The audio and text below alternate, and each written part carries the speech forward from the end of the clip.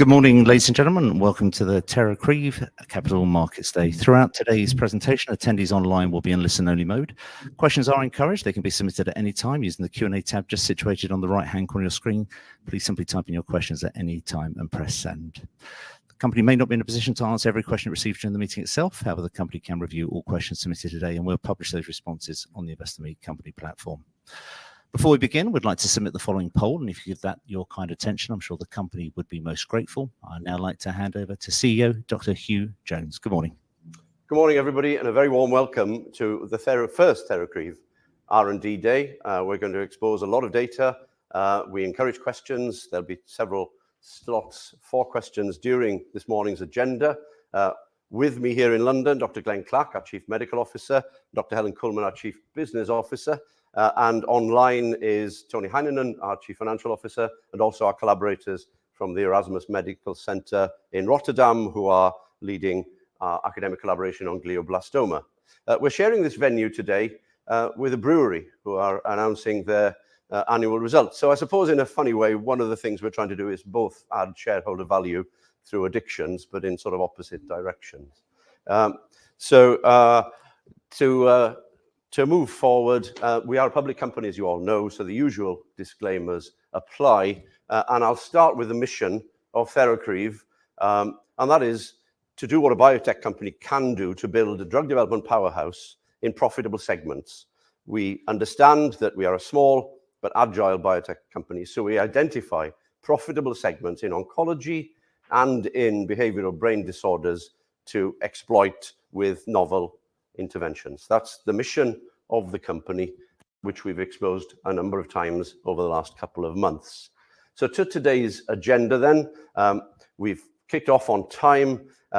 Tony and I will review the full year results and the headlines of the recent acquisition post the headline results period. That's the acquisition of Chronos Therapeutics Limited from Oxford.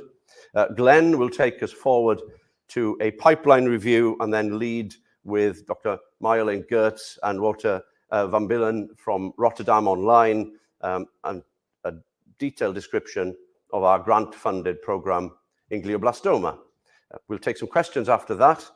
We'll take a break, and after the break, I'm very pleased to introduce to you Dr. Fraser Murray, a neuroscientist that we've worked with for some time as a consultant to us and the discoverer of some of the Chronos therapeutic assets that we've acquired. Helen will then take us through some of the market potential of the markets that we're currently exploiting, these profitable segments that represent our mission. And then we'll close with a little bit on the outlook for the company to conclude and take any further questions that may arise either here in the room or online. We'll take them both. So this was our strategic plan, and we call them imperatives rather than just objectives. And this strategic plan is now a couple of years into its execution. Conserve cash in the current environment, of course, the top left-hand hexagon, whilst exploring partnering opportunities and also conserving cash whilst getting external validation of our technology, initially via SFX01, and we have a lot of incoming requests for use of that agent as the only clinical grade sulforaphane available anywhere in the world. Whilst conserving cash, we need to generate preclinical data continuously, and we do that with a group of very good academic collaborators, and also clinical data, which we've also done in the last 12 months. We've validated our enteric-coated tablet in a pretty extensive phase 1 PK/PD study. The PK part of that is fully complete. The PD part is still undergoing some additional analysis. And the final plank of that strategic plan, the bottom hexagon here, is to look for attractive M&A opportunities. We executed on that imperative in April of this year with the acquisition of Chronos. So a little bit more about what the two companies that make up TheraCryf are. Many of you know that EvGen was a clinical stage company developing the chemistry of sulforaphane and exploiting the massive biological activity of sulforaphane in a network of targets and in a very carefully selected profitable segments that we can exploit. We have extensive IP for this platform, and in glioblastoma already have orphan drug designation granted by the FDA in the United States, and that confers a number of benefits on exclusivity and IP, on size of trials required, and indeed even tax benefits of sales in the US eventually when the product gets to the market.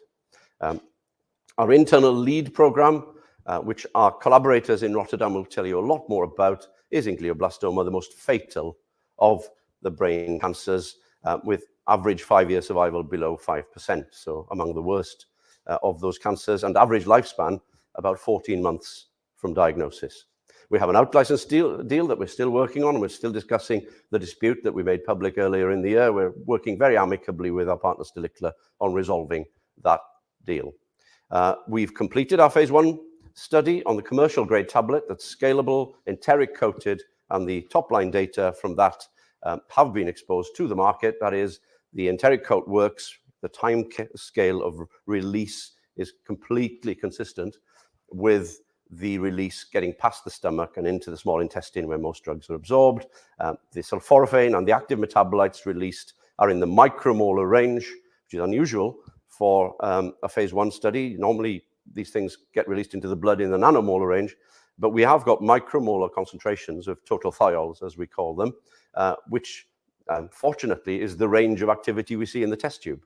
So we've got plausibility between the tablet that releases in the intestine through into the bloodstream and the amount that's required in the test tube to show profound biological activity. That we're very pleased with that, and we're submitting that for publication. So we expect our first clinical readout through our colleagues in Rotterdam in the glioblastoma internal program in 2026 in a window of opportunity study. A lot more about that later. So to Chronos, then on the other side of this slide, Chronos was originally a spin-out of the University of Oxford. They'd raised over their lifetime over 15 million sterling. The key thing for us was that they'd acquired 3 assets in neuroscience or neuropsychology in 2016 from Shire. The know-how came from Shire. Chronos then developed the assets into candidate drugs. 2 of those assets were taken forward by Chronos, and they are an orexin-1 antagonist. Fraser will tell us a lot more about that system and why it's important in anxiety, addictive disorders, starting with binge eating disorder. It's a class-leading profile currently, and we maintain a close eye on that orexin market through Helen. A dopamine uptake inhibitor, an atypical one, which would target fatigue due to any number of conditions. Central fatigue, that is, fatigue emanating from the brain.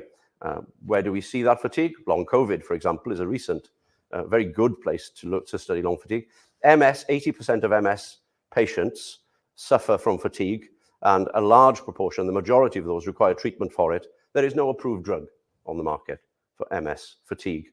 And also narcolepsy, we have also data that we've reviewed in TheraCryf as part of the acquisition on a model of narcolepsy, which shows potential of that inhibitor in narcolepsy too, which is an orphan condition. There are patents granted, and for example, the orexin patent in the United States, which was granted last year, runs till 2038. So a long patent life, which is clearly very, very important. The nature of these patents, they're new chemical entity patents or novel chemical matter patents.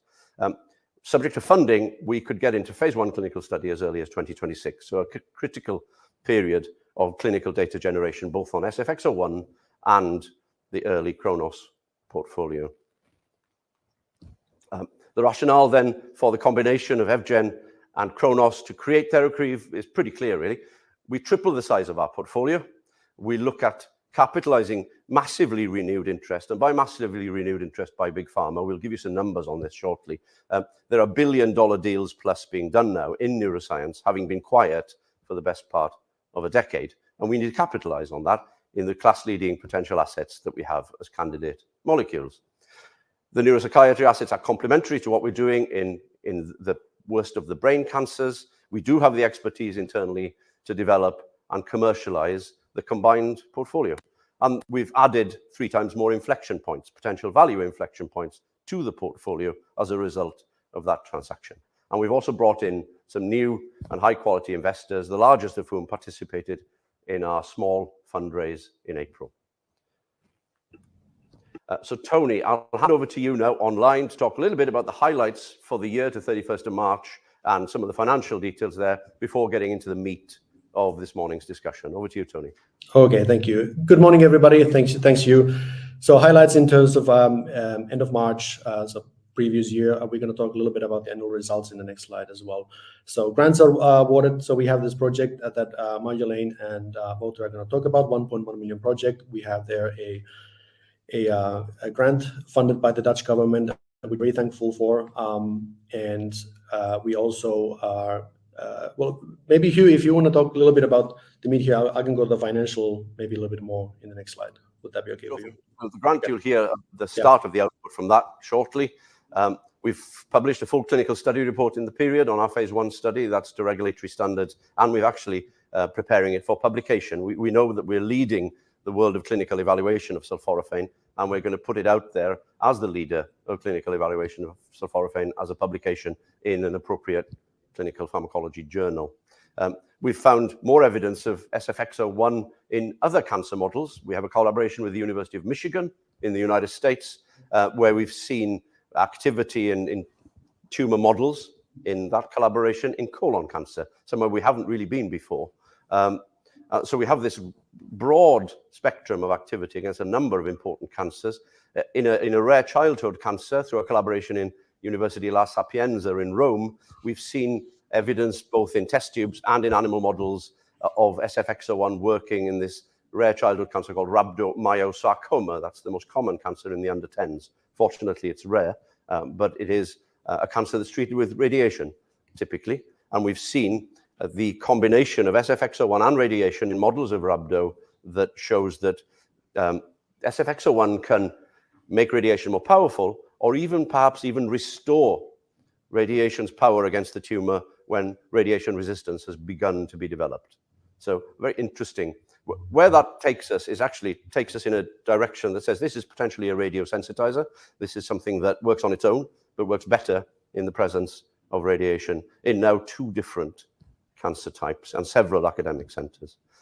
We're continuing constructive discussions with Stalicla on our ongoing little dispute, and we'll make that public as soon as we know anything. When we know, you'll know. The board had some retirements during the period, and we want to thank the retired directors, Barry and Susan, and thank very much Sue Foden for stepping up to the chair, and Alan Bard stepping up to senior independent non-executive director. Richard Molson, our previous CFO, retired in July of last year during the period, and we wish him well with his very extensive travel schedule. So back to the numbers then, and you can talk a little bit about the period to the 31st of March. Okay, thank you, Hugh. Okay, so good morning again, everybody. So this is an excerpt from our financial results from past year, which we released 2 weeks ago. The annual report is available on our website for your download. So in a nutshell, our financial performance was in line with our expectations. We did not have any surprises here. And as Hugh elaborated, can you go back to the previous? Okay, yeah, thanks. As Hugh elaborated in our imperatives, one of them is being conserving cash, and that's what we did. We delivered on that imperative very well here. So post-tax loss, 900,000, less than in the previous year. In terms of cash outflow, 3.4 million, which is 1.5 million less than in the previous year. At the end of the period, end of March, we had 2 million of cash, and the acquisition of Chronos happened in April, so there was a post-period event, as well as the fundraise where our full management participated in supporting the fundraise. So with that, we currently have a cash runway until the end of next year. And if you look at that and compare to our peers on the market, European listed biotechs, based on the RX Securities report, we list in the top third of the European listed biotech companies in terms of length of cash runway, which is almost a year and a half. So that puts us in a comfortable position. And with that, I'll hand over to Glenn to talk about the pipeline. Now to the meat of the day. We're going to do a quick change here at the lectern, introducing Dr. Glenn Clark, our Chief Medical Officer, to take us through a quick review of the overall pipeline and deeply into glioblastoma. Over to you, Glenn. Thank you very much. Wonderful. Well, thank you very much for your time. Just to talk you through the pipeline, as we can see at the top here for SFX01, we still have a line for breast cancer. This is still an indication that we are interested in. However, that would have to be post what are called CDK4/6 inhibitors. And that is an area that is still precipitating as far as the exact nature of that landscape. The other issue with this particular indication is that those experiments that would need to be performed are very large. These are not single-arm objective response driven studies. These are large randomized progression-free survival driven studies, and we are only a small pharmaceutical company. The neurodevelopmental disorder indication, looking at a subpopulation, a selected subpopulation of autism, that sits with our industry collaborator Stilichler, and I'm not going to touch on that any further. Glioblastoma, you've heard that a number of times today. We're going to go into a little bit more detail about that next with our academic collaborators, but this is an area where we have already preclinical data. We're refining that and working our way through to the right clinical experiment, and Marjolaine will talk about some of the issues that we've seen over the last 25 years in a lack of moving forwards in glioblastoma. And as Hugh's already pointed out, we've also had some data in combination with radiation in rhabdomyosarcoma. Following the break, we'll be talking more about our new molecules, the orexin-1 agent and the DAT agent. So I'll give a little bit of an introduction to glioblastoma, and then I'll hand over to our academic colleagues. As Hugh has already pointed out, this is a terrible disease for the patients, incredibly low survival rate, and no real move forward since the approval of temozolomide. And that only had an incremental impact on efficacy in the treatment of these patients. It's the most common type of malignant brain tumor in adults, and is one of the major killers of people under the age of 40 in the Western world, obviously. As far as survival is concerned, the average length is 12 to 18 months, and the 5-year survival is about 5 to 10 months. So a terrible disease. When I call it a disease, it is a spectrum of diseases. We still tend to use Edwardian terms. Glioblastoma is a spectrum of diseases, and even within one patient, different areas of the tumor may have a slightly different type to another tumor. So understanding the nature of that disease is important, and we know that the nature of the disease can impact upon the survival of the patient. It isn't one disease. As far as the current treatments are concerned, these patients usually have a diagnosis by radiology, by a CT scan or an MRI scan, and then they go to theatre. They have as much of the tumor as can be seen resected, and then go on to have radiotherapy and chemotherapy. As Marjolaine will reinforce, new treatments are urgently needed in this particular disease. We already have some data with sulforaphane in GBM. Just to remind you, SFX01 is a stabilized form of sulforaphane. We are the only people who are able to do that, and it's complexed with a sugar called alpha-cyclodextrin to produce this inert sugar ring donut with the sulforaphane in the middle. The sulforaphane is absorbed, the cyclodextrin remains within the gut. So what have we seen? Well, we've seen effects on cell lines in vitro studies, and we've seen a direct effect on those tumor cells, both in simple cell layers, monolayers, but also in more complex three-dimensional spheroids, where we're trying to replicate what is going on within the tumor, because tumors don't grow as a series of cells on a petri dish. We've also performed studies in mice, in vivo studies, and we've done these in the two types of models. One where you inject into the flank, which is probably of the animal, which is less relevant as far as GBM is concerned, but we've also done what are referred to as orthotopic xenograft models, where we're actually injecting into the brain to try and recapitulate what you're actually seeing in the patient. And then we've taken cells from patients rather than cells that have just been kept alive in a flask, and we've also seen activity on those patient-derived cells as well. So we have a good basis for our academic collaborators to move forward with in the collaboration. Now, as far as GBM is concerned, as I've already alluded to, it is a complex disease. We have SFX01, it's released as sulforaphane, and we have data that shows that sulforaphane will add to the effect of chemotherapy, temozolomide, and add to the effect of radiotherapy. But the mechanisms of resistance in GBM are highly complex. I'm not expecting you to go into any detail on this slide, but there are a number of different aspects of the disease which results in recurrence resistance to standards of treatments. I've already pointed out, sulforaphane kills the tumor cells, but it also has a beneficial effect on the vasculature within the tumor, okay, making the microenvironment less attractive for the tumor. It also has a direct effect on the microenvironment itself to, again, make that environment less attractive for the tumor cells.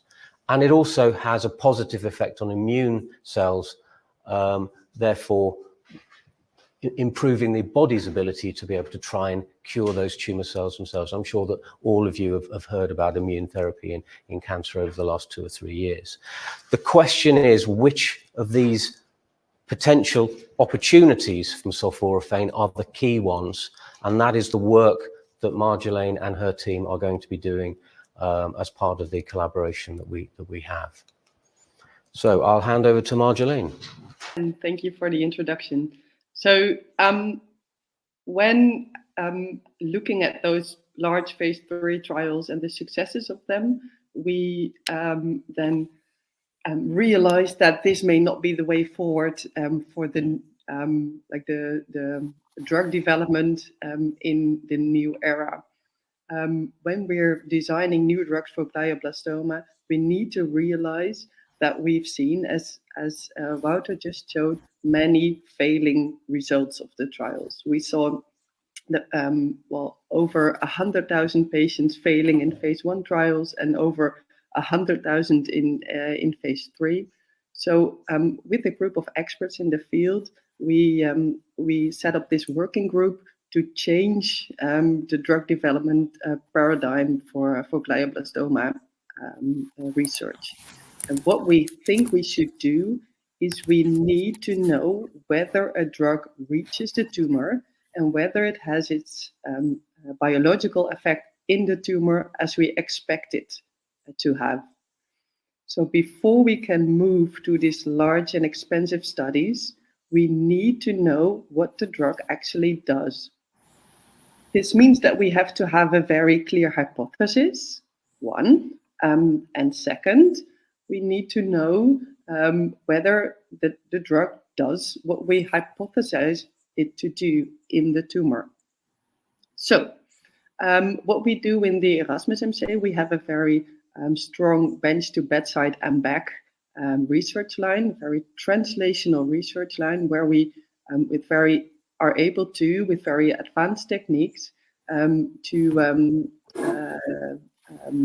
assess hypotheses, develop hypotheses, and test them. So this is a little bit of showing off of what we are able to do in the Erasmus MC. But on the next slide, you will see how we use these techniques to this specific drug. So now, knowing that the way forward for drug development in glioblastoma is not yet another big study, but first a clear hypothesis and a PK and PD analysis in the drug, I wrote a grant together with the team, and it was actually granted by the Dutch Cancer Foundation, that allows us to test in tubes how the drug could work, how it should work, so that we have a hypothesis to test before we go to the patients. After the drug tests in tubes, we will move to the mice and see whether we can, validate what's happening in the test tubes.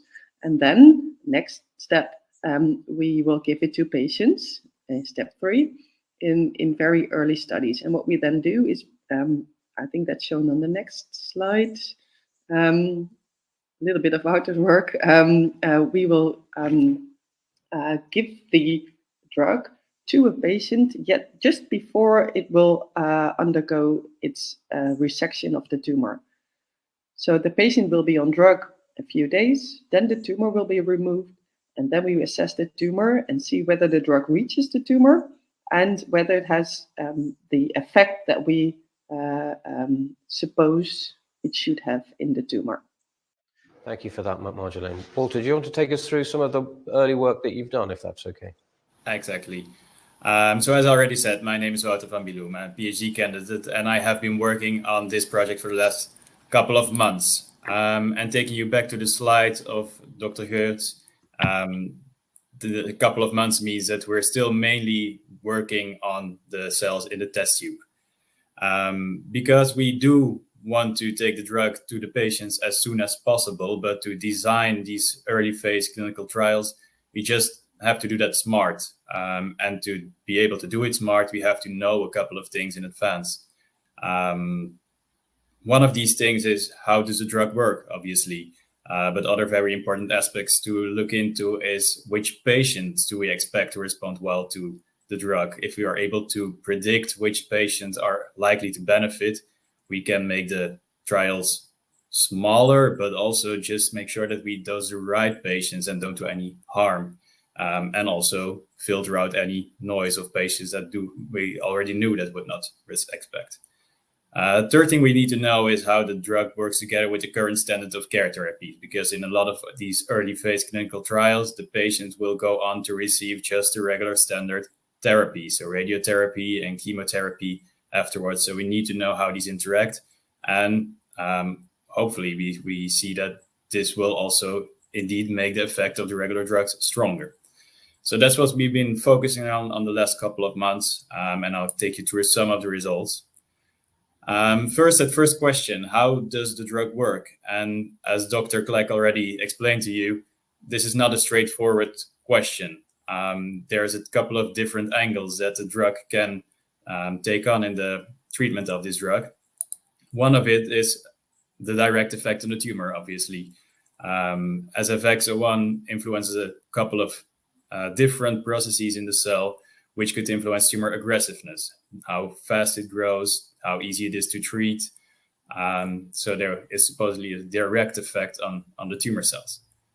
On the other hand, there's probably also an influence on the resistance to the standard of care therapy. As was said earlier, this is radiotherapy and chemotherapy using temozolomide.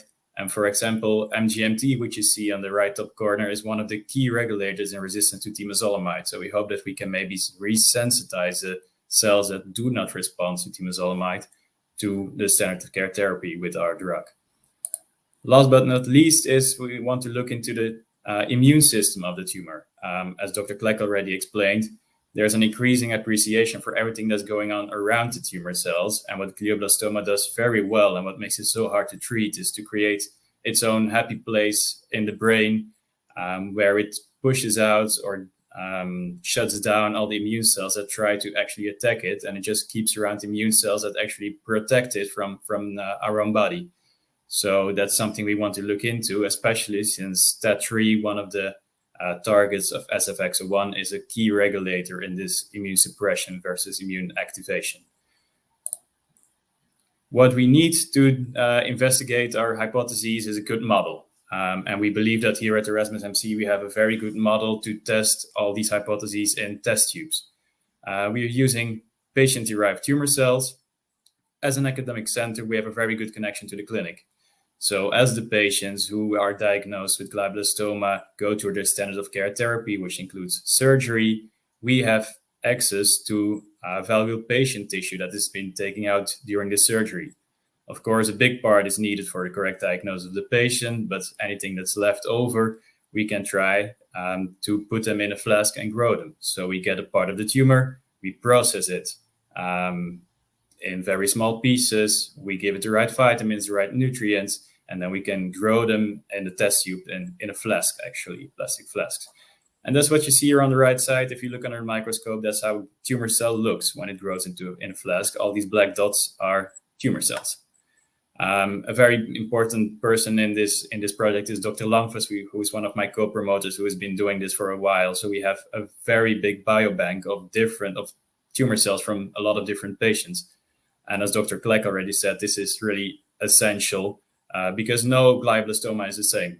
There are big differences between the glioblastoma cells of one patient and another. So now we can compare and look into different patients.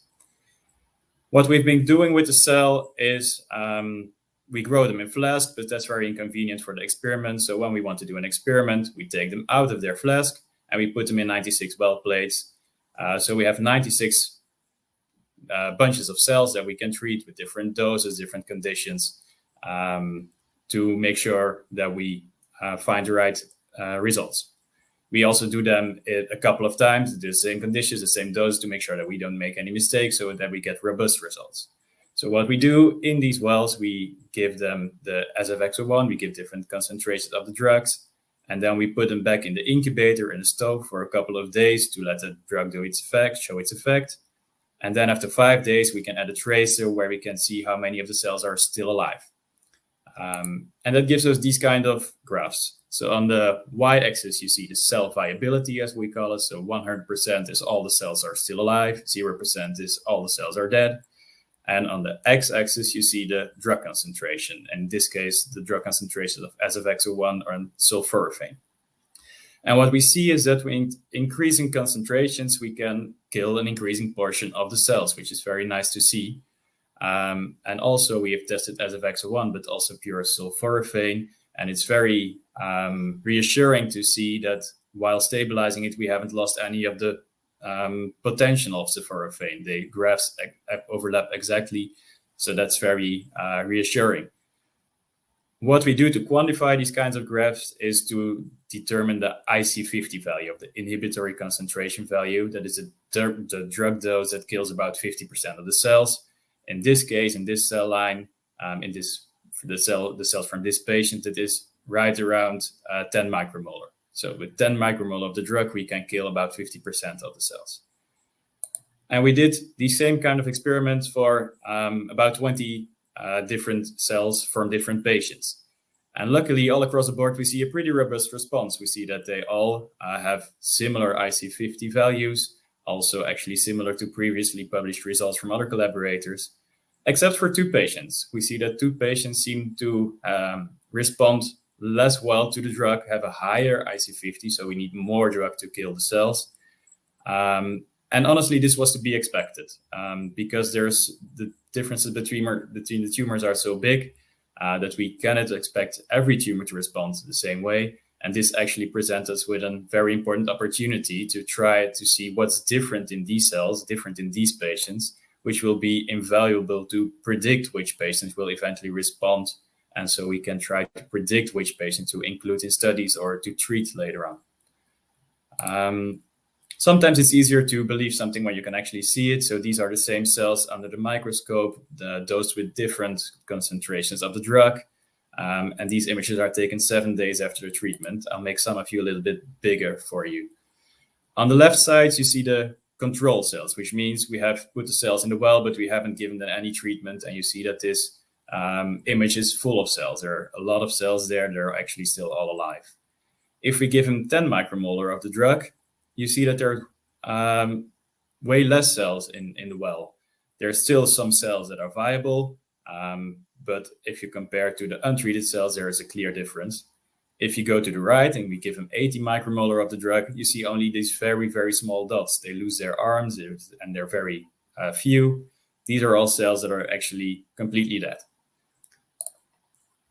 I also have some videos if we follow them, the same cells over a couple of days. And the first video is from the control cells. Please go ahead. And we take images every 24 hours, and you see that during this time, these cells grow exponentially. So every day there are more and more cells. If we treat them with 20 micromolars of the drug, which will be the next video. Yes, thank you.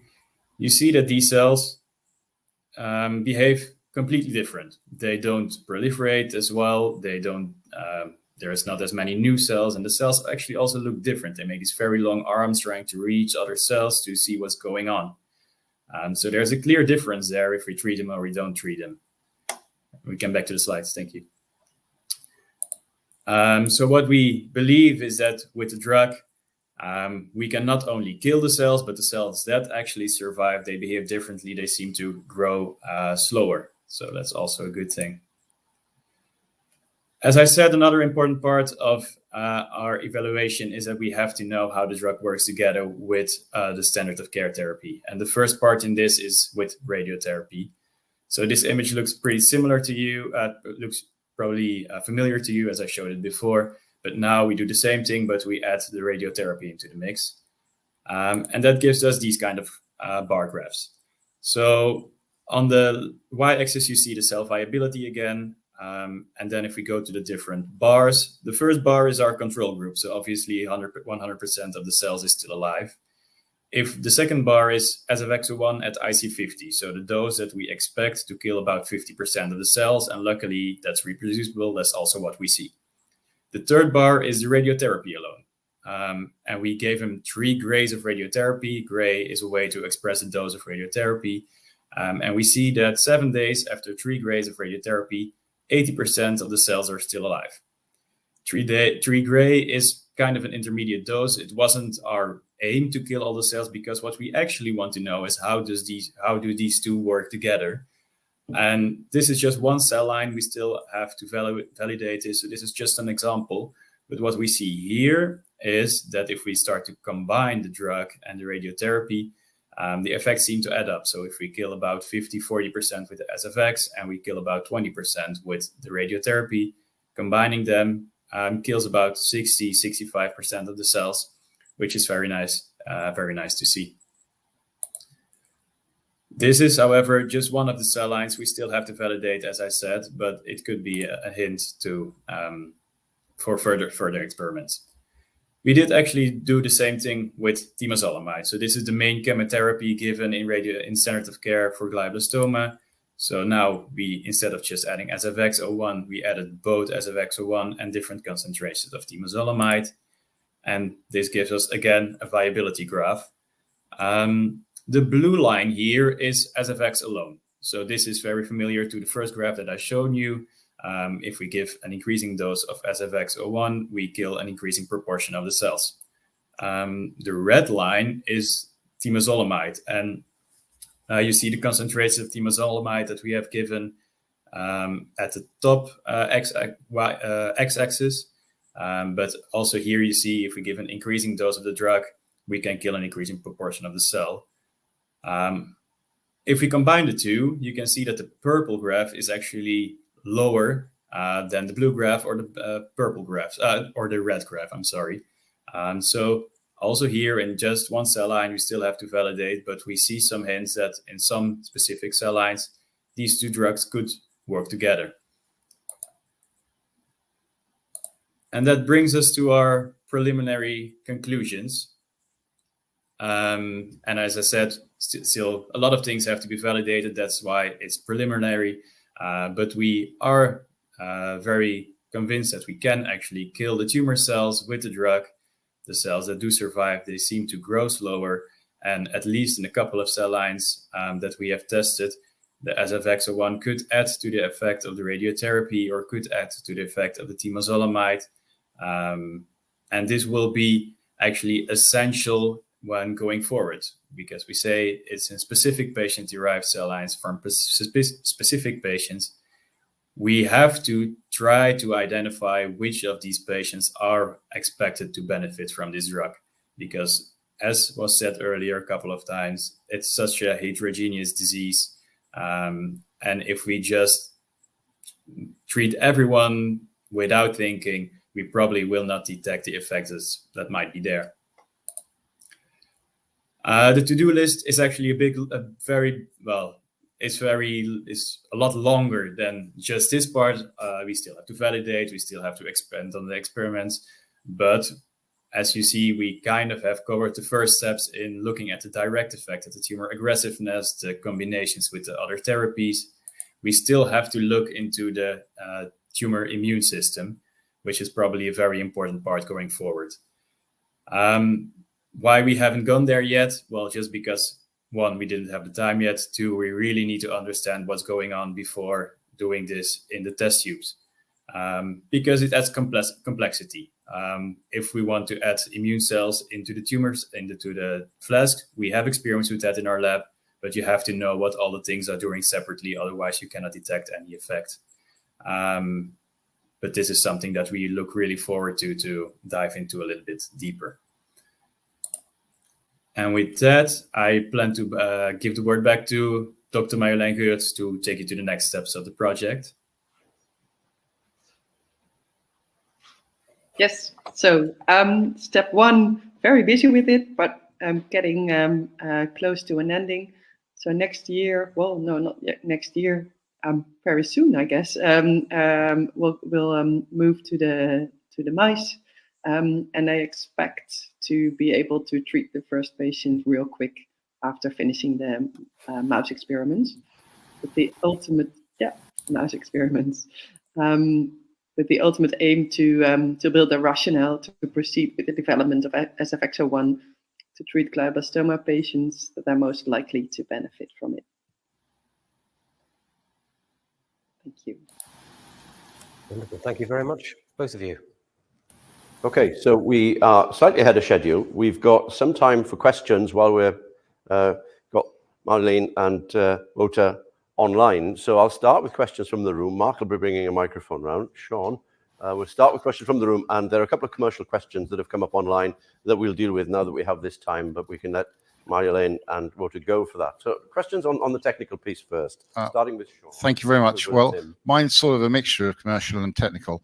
And if we start the mice next year, assuming the mice are a 6 to 9 month process, that implies that, you could be looking at getting it into patients in 2026, although there might be a regulatory delay in terms of getting the IND, etc. So maybe it'll be patients 27. I mean, what's the timeline on this? Firstly, in getting some proof of concept in a patient population. Well, firstly, in getting it into man, proof of concept in man, and then going forward from there, because presumably this is a great out-licensing compound. So you'll need data that allows you to out-license it. So what's the timeline on that process of getting it into man and then getting data? So can you give us some years? Yeah, we've said publicly 2026 is first patient treatment as part of this program. It's very clearly laid out actually in the grant project plan, which of course is confidential to Marjolein, Wouter and others. But we've said publicly to the 2026, early 2026. Marjolein, any more to comment on that one? I agree. It's well, to make it clear, we have a very well-running pipeline for this kind of studies, including the regulatory stuff. So we're well experienced, and it I don't expect the regulatory stuff to take a lot of time, especially as we have data in healthy humans and cancer patients. So we can run things in parallel. Already busy writing the protocol, etc. So I don't expect any delays there.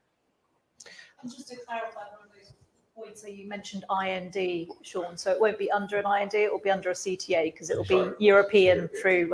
And we have already broached this with the European regulators anyway, and had some discussions around what a patient study would require from their point of view. And we have received scientific advice from the Netherlands regulatory authority specifically on this program. Yeah. So we're parallel tracking really, Sean, to get everything lined up so there's no delay for Marjolein treating the first patient with SFX. Proof of concept by 28, 29, something like that? Well, I think we haven't speculated any further than let's get this drug into patients in Rotterdam. Let's see what it's doing in the tumor and then plan thereafter. I think that's a window actually. Proof of drug in tumor, proof of drug interacting with molecular targets in tumor. I think those are very powerful licensing discussions that we'll be having at that time. And I think it comes back to sort of Marjolein and Wouter's points that you need rationale for the patients that you are treating. So that initial data set will give us the information required to do a broader trial, because as I said, there's no point in treating every patient if they're not going to respond, or they may get worse when they could be trying some other, development agent. So hopefully that initial proof of concept, although it's called something slightly different, will give us that insight into the patient populations that may be responders or most likely to respond. So the work that's going on at the moment is defining what proof of mechanisms we need to define in the clinic. This drug has a number of different mechanisms. Some of those will be more important than others. From that proof of mechanism, we can then define what the proof of principle endpoints will be, which is what Marjolein's study will primarily deliver. And then once we've done that, we can decide whether or not this is an objective response rate or a progression-free survival proof of concept experiment. And to be clear, we don't need many patients for this proof of concept. So that will not be a very long-lasting study. We do surgeries on, 20 glioblastoma patients per month. So if we need 12, that may went a little bit fast. And I mean, we can be really fast in that phase. You could do a study in a year. Oh, yeah, less. Yeah. And you would then have, do you think you'd have enough data after a year to out-license? We'll test market it at that point, for sure. Okay, great. Thanks. Yeah. I think Tim had a question here. Two questions, excellent. You talked about an IC50 of about 10 micromolar in the in vitro study you did with the cells. That would correspond to what sort of oral dose would you have to give to get to a steady state around about 10 or 20 micromolar? We're already in the micromolar range from the phase 1 study that Glenn supervised last year. So we're there. We're in 5 easily. If you do total thios, which is the active metabolites plus the raw sulforaphane, together in that phase 1 study, it was a key go-no-go decision as part of that phase 1 study. How much do you get in, and is it plausible to get the right amount in that you see effectiveness in the test tube or in a whole animal model? And we're there. We're in the micromolar range. Now, what exact range we need and what dose we'll use is, again, part of this discussion that's ongoing. We have 300 milligram tablets currently, and we've taken them up to 600 milligrams a day. We could go higher, but with 600 milligrams a day, we're micromolar already. Yeah, so you're not going to have to take 10 tablets a time. No, and that was a really big finding from that study that Glenn supervised last year. Getting into a laboratory range in an in vivo healthy volunteer study where the blood-brain barrier is intact and everything else, whereas in glioblastoma, the blood-brain barrier is broken by the tumor. We know that sulforaphane gets through the blood-brain barrier, and in an insufficient blood-brain barrier, as you see in glioblastoma, we're going to get drug in tumor. We're very confident of seeing that in the window of opportunity study that's been designed. Second question. I think you talked about 2 main mechanisms for how it may be actually exerting its effect, and that was STAT3 and NRF2. Do other drug companies have small molecule STAT3 and NRF2 active molecules which they could use in for this indication as well? And if so, have they actually tried them in glioblastoma? There's one NRF2 activator that made it in a rare disease into the approval range. I'm not sure about STAT3 having made it. There are a couple of programs for targeting STAT3, but they're only at very early. But if you think about pleomorphic diseases, those drugs which are most successful in pleomorphic diseases tend to be pleomorphic drugs, a number of different mechanisms of action. We know that this targets STAT3 and SHP2 because we have our own internal data. We know it targets NRF2 because that's what got people excited about sulforaphane.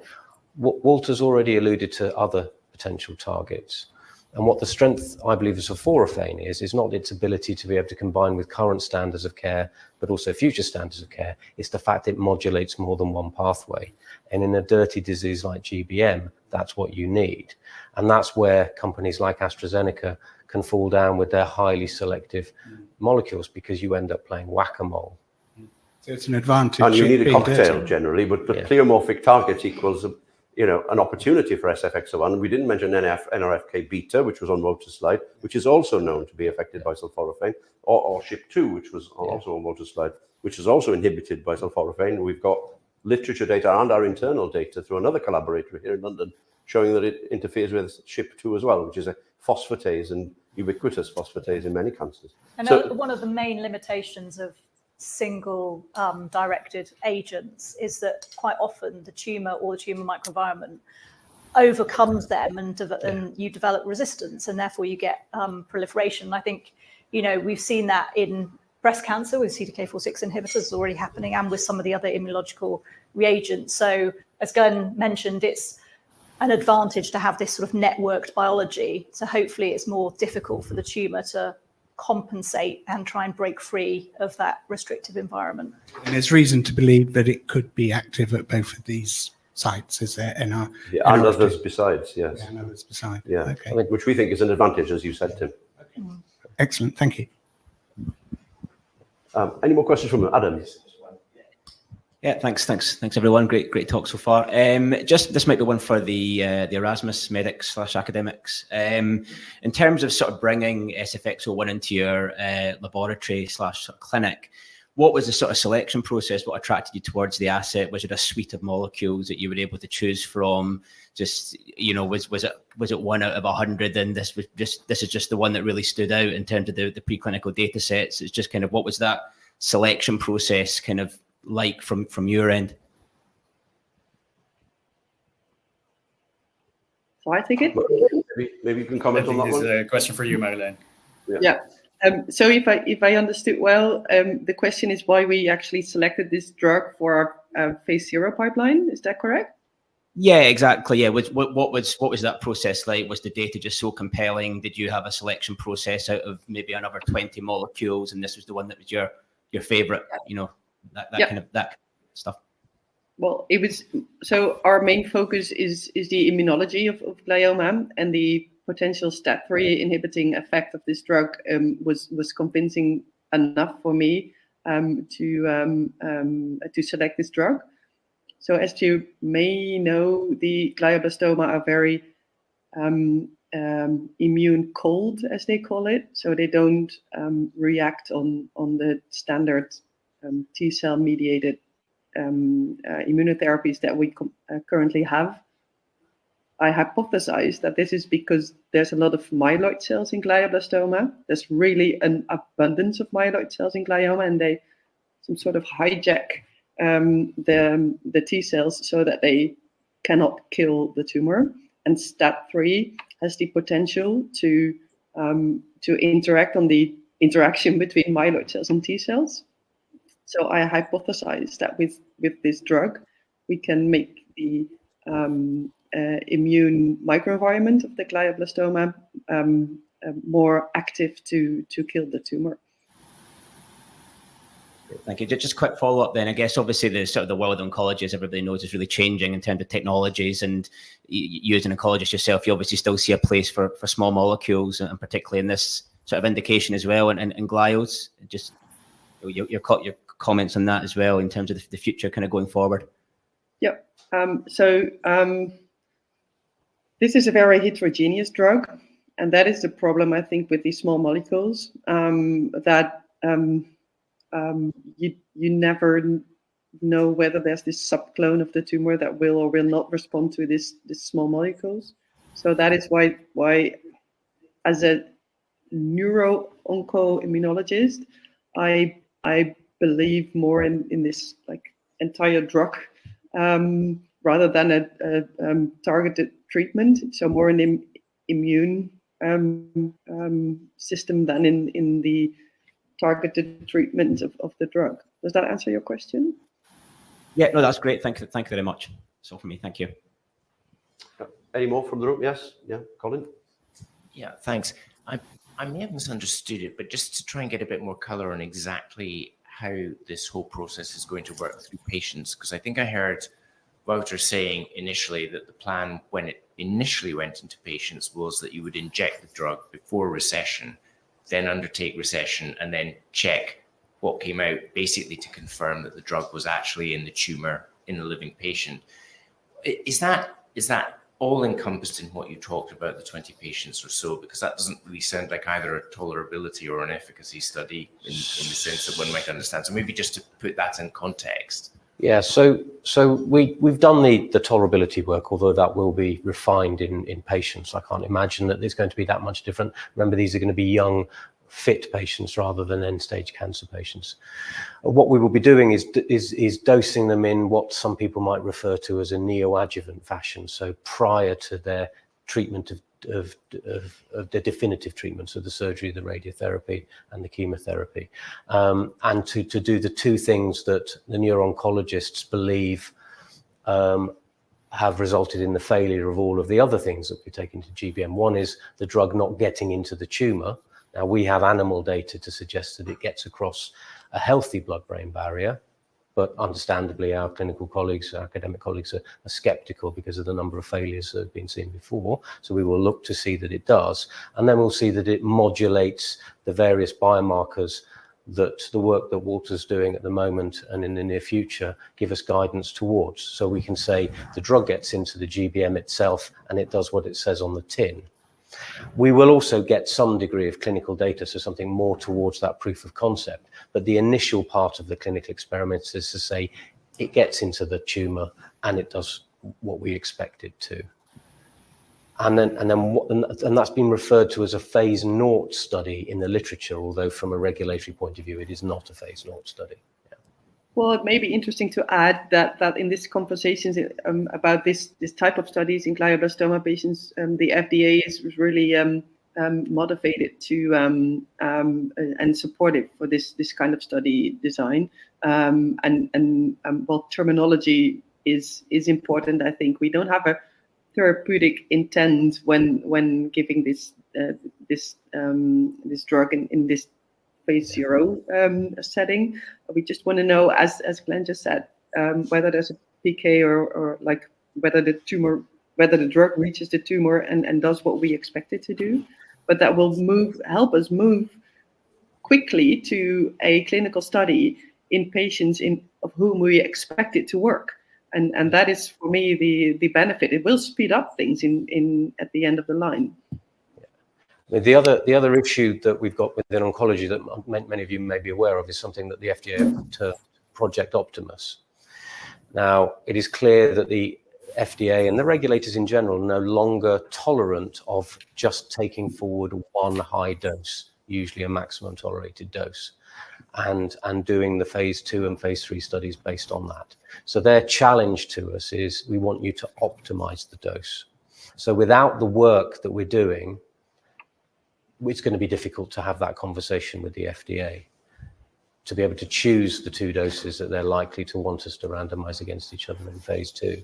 So this isn't just us doing extra work. This isn't just us doing work to make sure that Marjolaine is happy with regards to performing patient studies. We're also building in the conversations that we're going to have with the regulators around what are the endpoints. We want them to be as short as possible.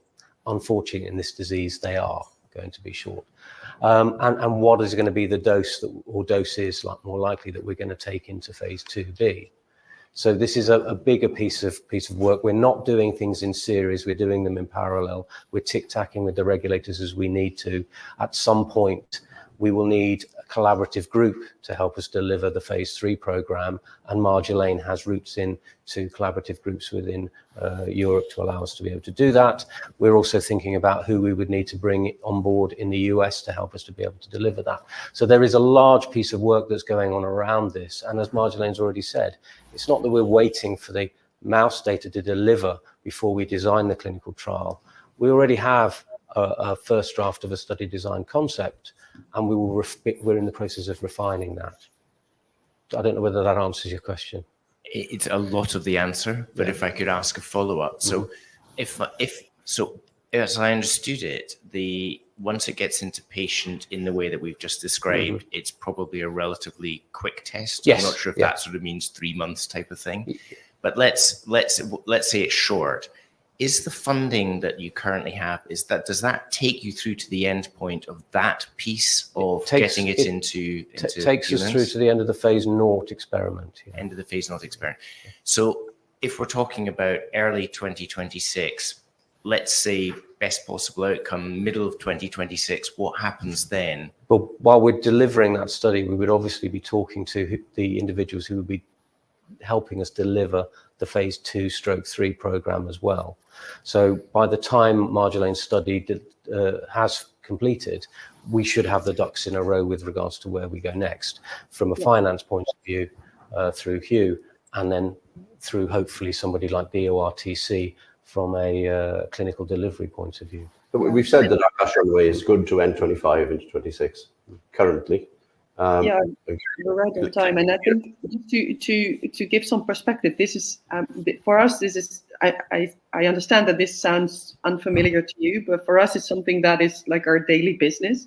So while we're doing the phase 0, we don't have to do a phase 1 anymore. I mean, we have this data, so we then would quickly move to a phase 2. The phase 0 the phase 0 would tell us which patients will benefit. So we just have to change the protocol that we're already writing for the phase 2 to what are our endpoints and which patients will benefit. So we can move quickly after the phase 0. This is what I call a pipeline for studies.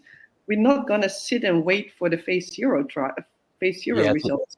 I think if I just add, because I know we're sorry to cut you off, Marjolaine, we're coming to the timing as I'm getting nodding from the session. But just to clarify, I think Colin's point was, if we get some really interesting data, how are we going to take that forward as a business? Because obviously we've said we will be at time then we will need to raise funding to do that. So, I mean, there are a few options available to us. We have a great collaborative relationship with Marjolaine and supporting funders through a Dutch Cancer Foundation. Potentially we could attract a new grant to take that forward into a larger, more precision guided study in collaboration with her, and potentially leverage some private funding to match non-dilutive funding. However, if there was really exciting data on the mechanistic side of SFX01 in brain cancer, that may enable us to attract a private partnership to also fund that take that forward, still in partnership with Marjolaine or out with, wherever they decide to do that study. And of course, if we feel that it's very persuasive data ourselves and we'd be able to attract a higher valuable partnership by taking it forward, then of course we would look to go back and raise further funding to enable that study. And last question then to Marjolaine. I mean, presumably, let's say we get the best possible result and it looks very interesting. You and your funders would presumably be keen to continue to be involved in the ongoing progress of the program. From an academic perspective, yes. Thank you. So we've got alignment of objectives. So I'm going to draw this session to a close now because people are waving at me to do so, even though it was a very interesting question. There are two questions online that we will deal with, but not right now while we call for a short break. So I want to say a very grateful thanks to Marjolaine and Wouter, and congratulations for generating such meaningful data in such a relatively short period of time. Thank you very much. It's a pleasure to work with you, and good to see that we've got data paying out so early in Wouter's PhD progress too. That's an important objective for this. Absolutely. Thank you very much from Rotterdam. Thanks chaps. Thank Take you care. Bye bye. We're now going to call a short break until 10 to 11. Welcome back. I hope you had a cup of tea or bio break. We're now shifting gear away from oncology to our acquired programs, which were acquired only 6 or 7 weeks ago. So it's all very new to the company and its integration. Here with us in London, Dr. Fraser Murray, who I introduced earlier, and Fraser will now take us through the 2 key candidate molecules that came along with the acquisition of Chronos Therapeutics. Over to you, Fraser. Thanks, Hugh, and thanks everyone for the invite to come and talk about the orexin-1 antagonist program and the DAT inhibitor program. So starting off with orexin-1 antagonists, a mechanism that has a wide variety of applications. We'll talk about anxiety, addiction, impulse control disorders, all very big markets in their own right. So the orexin-1 system has been known about and understood for many, many years. It's been an attractive target for many years. The problem has been drugging that target and drugging that target selectively, where you don't have off-target activities that cancel out the value that you get from your primary pharmacology. So a busy area. Chronos, the Chronos molecule is now the TheraCryf molecule, is, we believe, the best in class molecule by characteristics, but there are a number of orexin-1 antagonist programs in the clinic and partnered from other companies, which really build on the strong story of orexin-1 in anxiety and addiction. So J&J have shown clinically in an experimental medicine trial that you can significantly reduce the effects of a model of panic disorder, which is carbon dioxide inhalation. AstraZeneca, Indivior, and Ceravance all have orexin-1 antagonist programs either in licensed or in-house. And this is for a multitude of indications. Addiction is an obvious one. Schizophrenia is one here that Ceravance is interested in. Other psychiatric disorders like PTSD are also highly relevant. But one of the things that really sets apart the TheraCryf molecule is its selectivity. It's highly selective, and that means that you don't have this risk of off-target side effects. There's some really strong proof of concept data in animal models, which we'll show you. Early toxicology work implies it's clean and safe. Obviously, the regulatory tox work needs to be done. And importantly, covered by granted composition of matter patents. And subject to funding, we could be clinical in around 18 months. So the original focus of this program was binge eating disorder. So it's the most recently recognized eating disorder, only recognized in DSM-5 a number of years back. It's a psychiatric condition. It's actually more common than anorexia and bulimia combined. And it's not simply being overweight and it doesn't respond to anti-obesity drugs. So it's one of the few things perhaps that the anti-obesity drugs can't do right now. So it's a psychiatric condition, as I say. It's impulsive, compulsive eating, usually triggered by anxiety or other life events. It has comorbid substance abuse in a number of patients, about 25% overall. So again, emphasizing this aberrant reward pathway where you're over-rewarded for eating, over-rewarded for drugs of abuse. And that has a sex split of about 20% women, 40% men. There is one launch drug for binge eating disorder. That's not in Europe, but in the US and a few other territories. And that's what was Shire's, now Takeda's Vyvanse, which is an amphetamine prodrug. So it's a scheduled drug, so it has multiple issues with prescribing and abuse liabilities, etc. But it's effective, but it has baggage, and many people are interested in a much cleaner, as effective way of managing this disorder. Orexin-1 antagonism was a really high priority mechanism for Shire and is viewed as one of the most attractive targets in binge eating disorder. So no abuse liability. In fact, it's an anti-abuse mechanism. No anhedonia, so you see opioid antagonists used, but you basically lose all sense of pleasure when you dampen your opioid system. And that's just as bad as the primary disease. So the orexin antagonism mechanism of targeting the aberrant reward, but also targeting some of the anxiety-driven aspects that drive the disease is viewed as particularly attractive. So this is an animal model of binge eating disorder. Believe it or not, you can recreate binge eating disorder in rats. And what you do is you train rats to binge on chocolate. Cadbury's Dairy Milk is the brand of choice for the laboratory rat. And what they do after a period of time, a number of months, where you intermittently and unpredictably give them access to chocolate, they learn that when it's there, they have to just eat as much as they can in the shortest period of time as they can. So they binge and they consume an absolutely enormous number of calories in a short period of time. So in the left-hand side of this graph, you can see a green bar, and that's just a normal binging animal. That's the chocolate consumption. You can see the food intake is very, very high. By comparison, on the right-hand side is the sort of normal, boring, not very palatable laboratory food that the rats eat. So they eat a very small amount of that, but they eat a load of chocolate. In the blue bars, you can see that there is a significant, highly significant reduction in the amount of binging that the rats do with the orexin-1 antagonist. And by comparison, Vyvanse in purple, you can see also has a very large reduction. In fact, a larger reduction, which I'll come on to in a second. And then the red bar is sibutramine, which is a gross anorexiant. It just completely kills appetite. It's a drug that was developed but has been withdrawn because of safety issues, but that just stops the animals from eating, drinking, have no motivation to do so. So that's like the absolute sort of bottom of the response you can get. So to go back to Vyvanse, you can see that it has a greater response than orexin-1 antagonists, But if you look on the right-hand side at the normal boring food, you'll see that they are consuming none of that. And that's a characteristic of amphetamines. You may have heard or remember, depending on your age, 50s, 60s amphetamines were, a dietary aid. People took amphetamines to lose weight. It basically shuts down your appetite. You don't eat normally, and that's an unhealthy way to treat a disorder like this.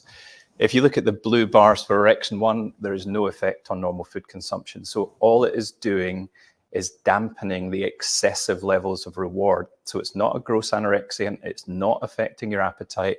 What it's doing is it is stopping your brain from overstimulating when you eat your food of choice. So it's a healthy way to control binge eating disorder.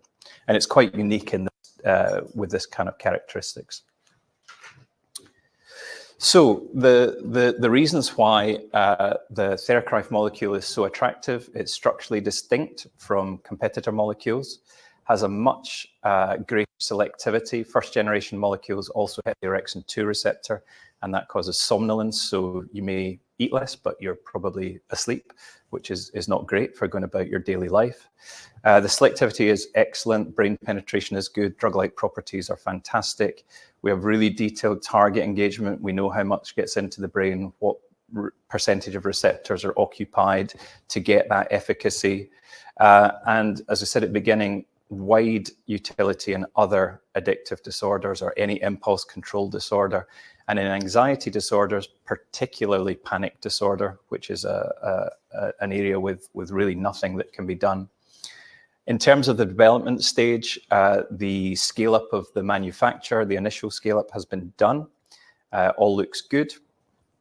Early 7-day tox, completely clean, and composition of matter patents granted, so good protection for those molecules. So a very exciting program, orexin 1, with a lot of activity.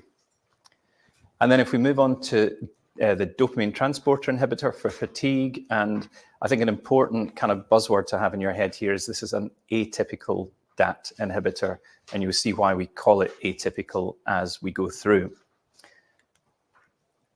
So fatigue that we're talking about here is not the kind of fatigue you get if you run up the stairs. It's not being simply out of breath. It's central fatigue, and that's motivation. So subconsciously, every single decision you make to carry out an activity, your brain does an effort versus reward calculation, whether it's to go to the pub to meet your friends, whether it's to come here today and listen to me. Your brain may have miscalculated there in terms of the reward, but you're making these subconscious decisions, and that's driven by dopamine. And in any disease where there is a dysfunction of dopamine, your effort-related choice calculations are skewed. So you are basically, you don't have the energy to do anything. You don't want to go to work. You don't want to go meet your friends. You insanely don't want to come here and listen to me. The big issue we know is that a lot of diseases have an inflammatory component to them, and we now understand that inflammatory mediators in the brain can hamper dopamine synthesis, so you have less tone in that system, and therefore your brain is not making decisions as it should. Multiple sclerosis is one of those diseases where about 80% of patients have this central fatigue, this anergia, the lack of effort-related choice to do day-to-day activities, and there is nothing that is on the market to be able to treat it. Now, some drugs cause central fatigue as well. So chemotherapy causes central fatigue. Actually, some of the MS drugs, interferons, cause central fatigue. So you address some of the components, but you introduce another element of fatigue. So this mechanism seems to be conserved across a large number of diseases, and it's very common to neurodegenerative disease.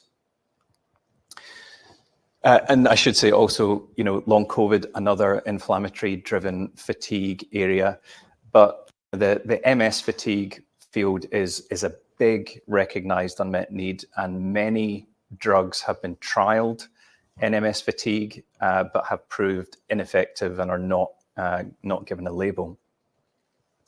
So one of the key drivers is an interleukin-1 beta. We know that that is associated with MS fatigue. And so these are the sort of ways that we can test, or we did test, the TheraCryf DAT inhibitor. And we have really nice proof of concept data in animals, which I'll show you. A couple of different types relevant to MS and to depression. And so depression, one of the residual symptoms of depression, which is not addressed. So certain aspects of mood are relatively well catered for with SSRIs and other classical antidepressants. But one of the real things that keeps depressed patients stuck at home and not getting back out into society and working is this inertia, lack of willingness to get out and go meet people and so on. And that is unaddressed by antidepressants. So the compound looks great. I'll tell you in the coming slides about the characteristics.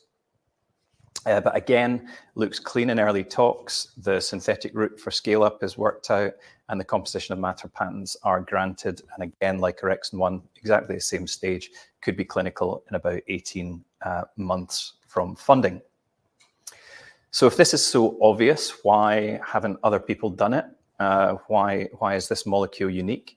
Well, people have tried to address it, but the dopamine transporter has a lot of overlap with the serotonin transporter and the noradrenaline transporter, and even the endogenous neurotransmitters react with each other. So what has been really difficult is to get a molecule that is selective for the dopamine transporter but does not hit the serotonin or noradrenaline transporter. And that is where we have succeeded, where, as far as I know, nobody else has. You'll see people talk about broad monoamine modulators. Those are triple reuptake inhibitors, which carry liabilities around the 5-HT and noradrenaline activities, such as weight gain, sexual side effects, suicidality, cardiovascular side effects. And really what everyone has aimed for is this pure dopamine effect. Now, what often comes with a dopamine effect is a stimulant profile. So many people think amphetamine is a dopamine transporter inhibitor. Strictly speaking, it's not. It is taken up by the dopamine transporter, but it reverses the transporter and flushes dopamine out of your neurons and gives you this massive rush that then makes you want to come back and take it again and again and again, allegedly. So these molecules do not do this. They do not look like this. And I'll show you data to illustrate that. The other thing that people have struggled with as they've developed these molecules is introducing what's known as hERG channel activity. So a critical potassium channel in the heart, which if you block it, you introduce something called QT prolongation, which is pretty catastrophic and is a real safety flag. So for some reason, the dopamine transporters, the chemotype is similar to molecules that block that ion channel. We have completely designed that out of the molecule. So just to illustrate the non-amphetamine-like nature here, these are quite busy graphs, but you can see that in this left-hand graph, you have a red trace, and that is the dopamine in the reward center of your brain measured in real time after amphetamine. This is a rat. And so in the rat, you give them amphetamine, you see this massive spike in dopamine, which is that euphoric rush that happens when you take a stimulant, comes down very quickly. You want to do it again. And in rats, that's also accompanied by a hyperlocomotion, which you can see on the right-hand graph.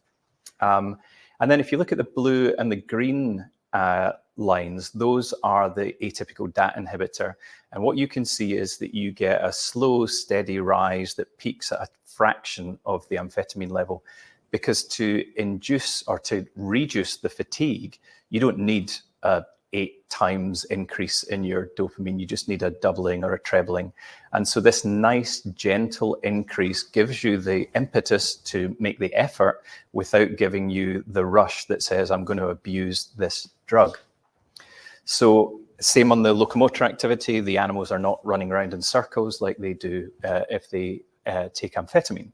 So highly, highly differentiated. And the effect on dopamine is long-lived. You know, it's not up and down in a flash like amphetamine. So really, that's why we call this an atypical DAT inhibitor, to make sure it's very clear this is not a stimulant. It's not like amphetamine. So again, you can induce this fatigue in animals. And we've got two examples of how you do that here, but the principle is the same. You take rats and you give them a palatable reward, but to get that palatable reward, like a sugar tablet basically, they have to press a lever multiple times, and it's called a progressive ratio, where as the test goes on, they might have to press it 5 times to start, then it's 15, then it's 50, then it's 100, you know, so they have to make more and more effort to get the reward. But the reward is good, so they're willing to make the effort. What you can then induce is this anergia, this central fatigue, where you can give them interleukin-1 on the top graph, or tetrabenazine on the bottom graph. Tetrabenazine is a drug that's launched for tardive dyskinesias and Huntington's disease. It's a depleter of dopamine. And one of the side effects is depression, suicidality. It's black boxed. It kind of works, but it's a horrid drug. And it's often used as a model of depression. And this is a really classic way to induce this central fatigue.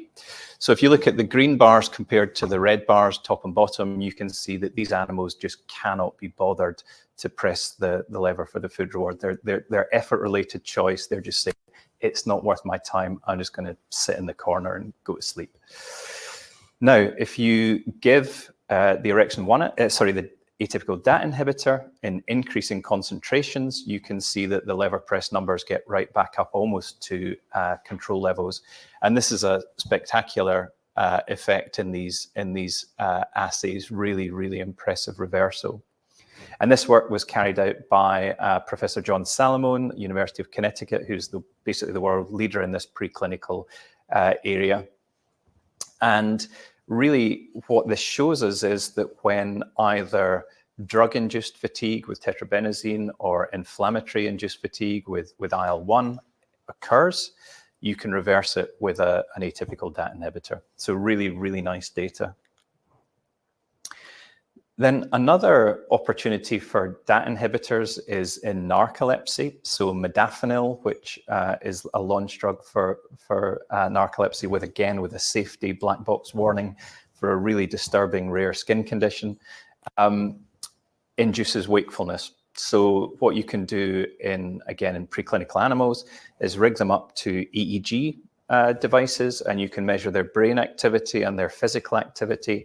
You can tell when they're awake, you can tell when they're asleep, and you can tell what type of sleep they're in because of their brain waves. And so, so what you can see, left-hand side is wakefulness, so really important if you're narcoleptic, and then the two right-hand graphs are the sleep and the type of sleep, non-REM and REM. The white bar is normal sleep levels, normal wakefulness, and then the yellow, orange, and red bars are increasing concentration or doses of the atypical DAT inhibitor.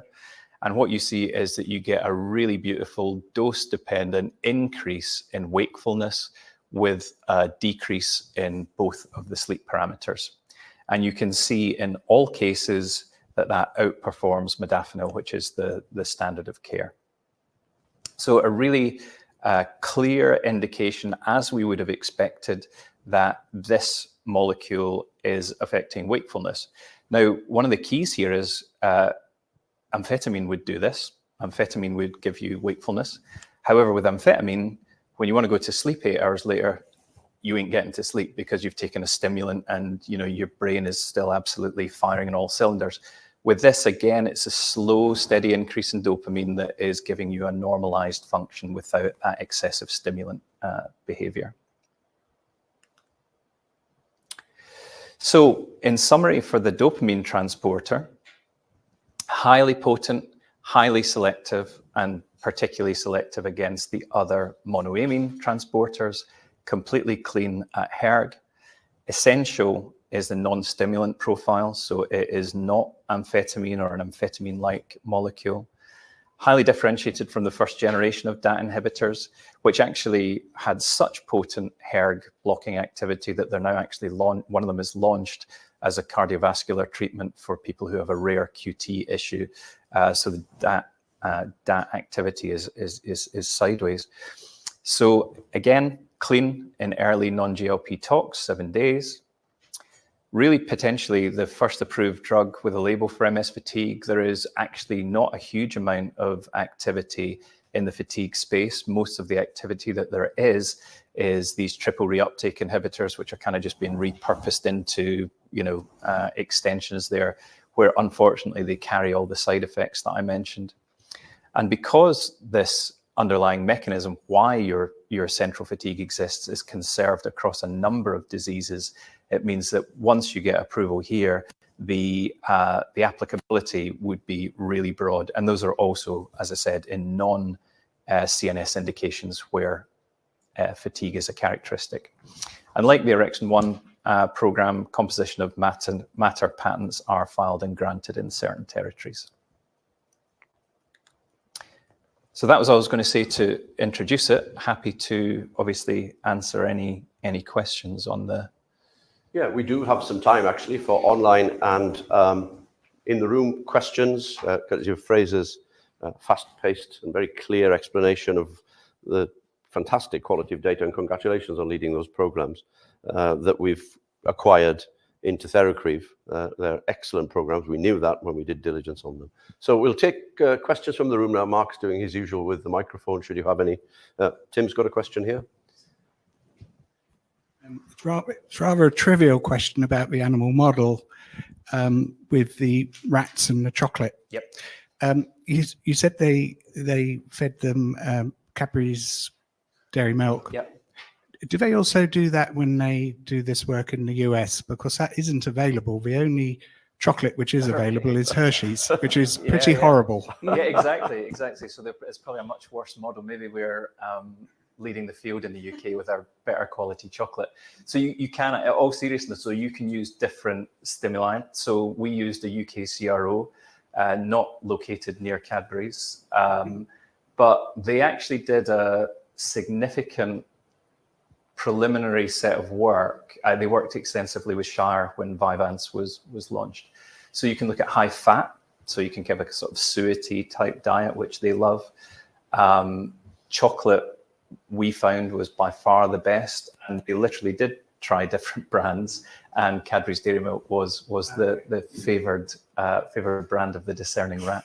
Okay, thank you. But it's actually, so it does actually raise a relevant point, because binge eating patients tend not to binge just on any old food. They tend to have a favoured binging food. So it might be bread, it might be pizza, it might be chocolate, and they tend to be really focused on that particular food type to binge on. So there's I guess a selectivity in what triggers our aberrant reward. Got a question here. Yeah, sorry, thanks. So just probably on the binge eating disorder, Fraser, I noticed you said obviously the GLP-1s, that's not to treat the disorder, but just in terms of sort of in practice and in the field, how well is that actually understood in terms of binge eating disorder? You know, if I'm a clinician and a patient walks in, does the patient know that they've got it? You know, what's the diagnosis kind of procedures? Obviously, with a lot of neuropsychiatric conditions, it's very difficult to diagnose these things. So your ordinary clinician might just be incentivized to say, well, you know, let's just give them a GLP-1 and a weight loss drug. And the patient might think, oh, maybe that's, you know, probably that's what I need. And you just, how well understood is this condition actually in practice? And I'm kind of thinking from a kind of commercial angle, kind of going forward. And maybe that's one for Helen as well. And you might come on to that. But, you know, if I could pass that question. So I can pick up part and then you can jump in if you like. So you're absolutely correct. So it is treated and handled by psychiatrists, not someone who, not a primary care physician or someone who specializes in metabolic disorders. I mean, interestingly, more and more we understand that obesity results in a systemic inflammation, which will also affect reward pathways in the brain. So there is the potential for this to be more broadly applicable in obesity situations, but the strongest evidence is in binge eating disorder. In terms of diagnosis, so you're correct that there is some risk of going to a primary care physician and just being told, yeah, take one of the GLP-1s, you know, we're giving them away this week, you know. But really the key issue with binge eating disorder is It's cyclical in nature. It is triggered by anxiety. There's enormous feelings of guilt and lack of self-worth. And most of the people who present kind of present with the psychiatric indications. And interestingly, only about 70%, I think it's 70%, don't quote me, but not 100% of binge eaters are obese. So unlike bulimics where they purge, they often do compensatory, excessive exercise to try and stave off the effects of the binge. And binge eaters tend to have a very different behavioral phenotype. So your average obese patient, will be at work eating a large plate of lunch and, being judged by everyone. But the binge eaters tend to go and sit in the toilet and binge, or go and sit in their car because they're so hung up on the guilt aspect of it. So it's very different in that respect. And it is defined in a psychiatric diagnosis manual. DSM-5 was 2015 published, first time binge eating disorder. So the characteristics of this disorder for a psychiatrist to make a definitive diagnosis is laid out in the American Bible of psychiatric diseases, as it were. Yeah, and just to add to that, I think, when Vyvanse was originally launched for binge eating and not just for ADHD, Shai did a lot of work with the clinician population in education and, promotion of that drug and the pathway to treatment. So they've laid a lot of the ground in diagnosis and treatment options for patients. So having something that would be equally as effective but cleaner, I think would be readily taken up. Mainly in the US, so this is a primarily US market. In Europe, we don't tend to treat quite as readily for things like this. But are you going to tell me it's changing? No. You're right. But I think that it's important to caveat the reason for that. And the reason is the only launch drug is Vyvanse, which is a stimulant. And European clinicians do not like to prescribe stimulants. So Takeda didn't even try to, as far as I know, to launch Vyvanse in Europe because they knew that actually the uptake would be low. So it's launched as Elvanse for ADHD, but they haven't tried to get a label for binge eating disorder in Europe because the uptake on stimulants is low. So I would actually say that's a massive opportunity in Europe because it's a whole market that has no prescribing at the moment. And Vyvanse is a controlled drug, as we say in the UK, and a scheduled drug, as we say in the US. So there are extreme limits on the ability to prescribe it, how long a prescription you can have of it because of its controlled abusable status, whereas the product profile for the orexin-1 antagonist is non-abusable. So we don't expect that controlled drug label to be slapped on it during clinical trials, for example. And from a patient perspective, I think compliance is another big advantage. So you find where people are on products like Vyvanse, they don't like the feeling it gives them. So, reflecting on the data where you can still enjoy, if you're on an orexin antagonist, hopefully your binge is controlled, but you can still enjoy going out and eating with your family or participating in those kind of social interactions that involve food.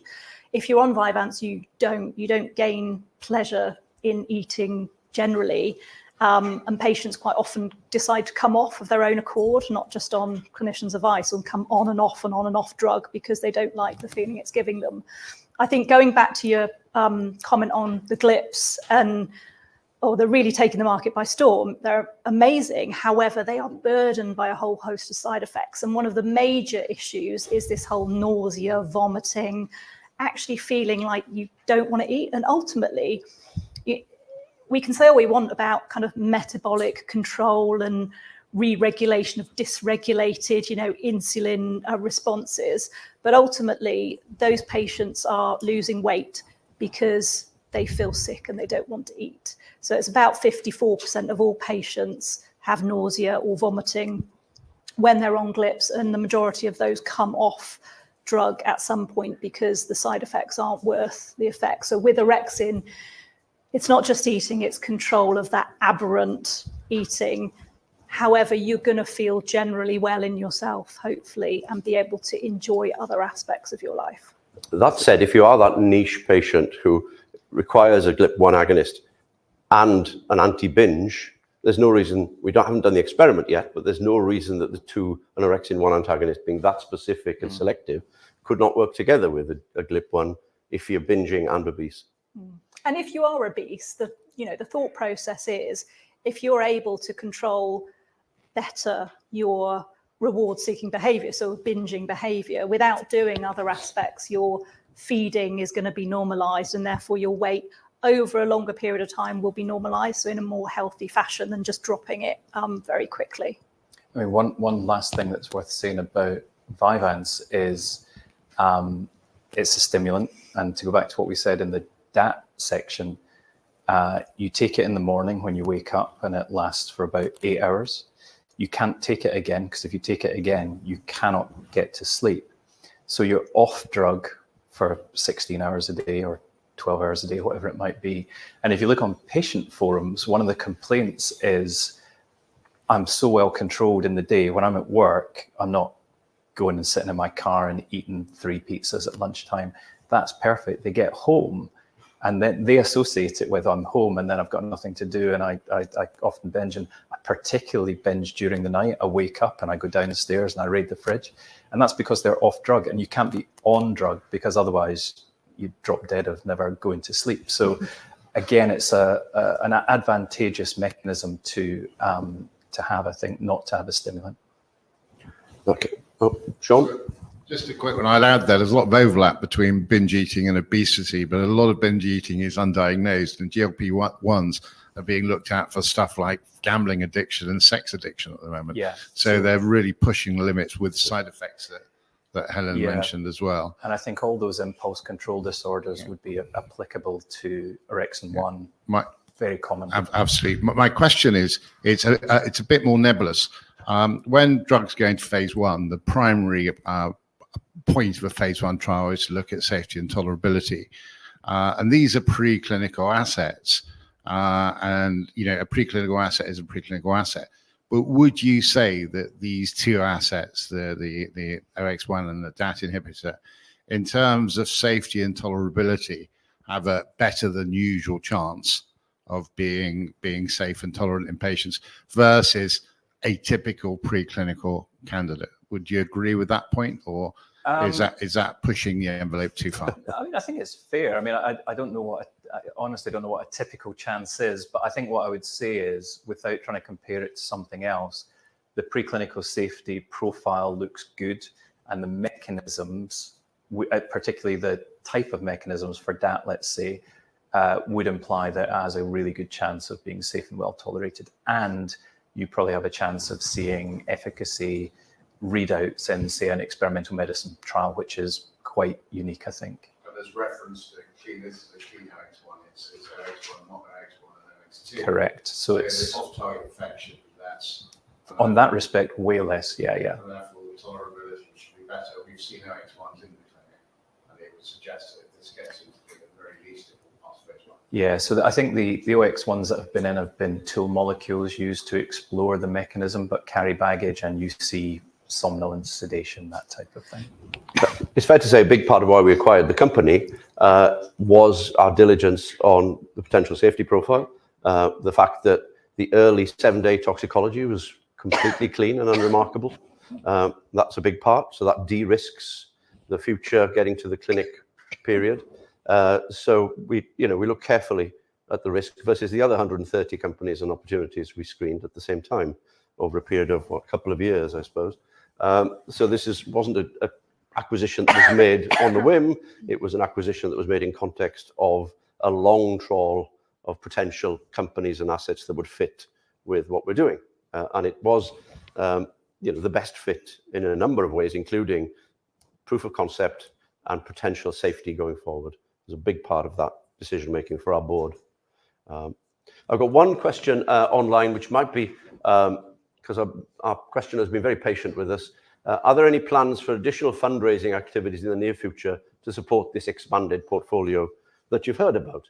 And of course, our stated aim currently, short term, is to pursue non-dilutive funding for these programs. That is, looking at grants, which we're currently landscaping and looking carefully at.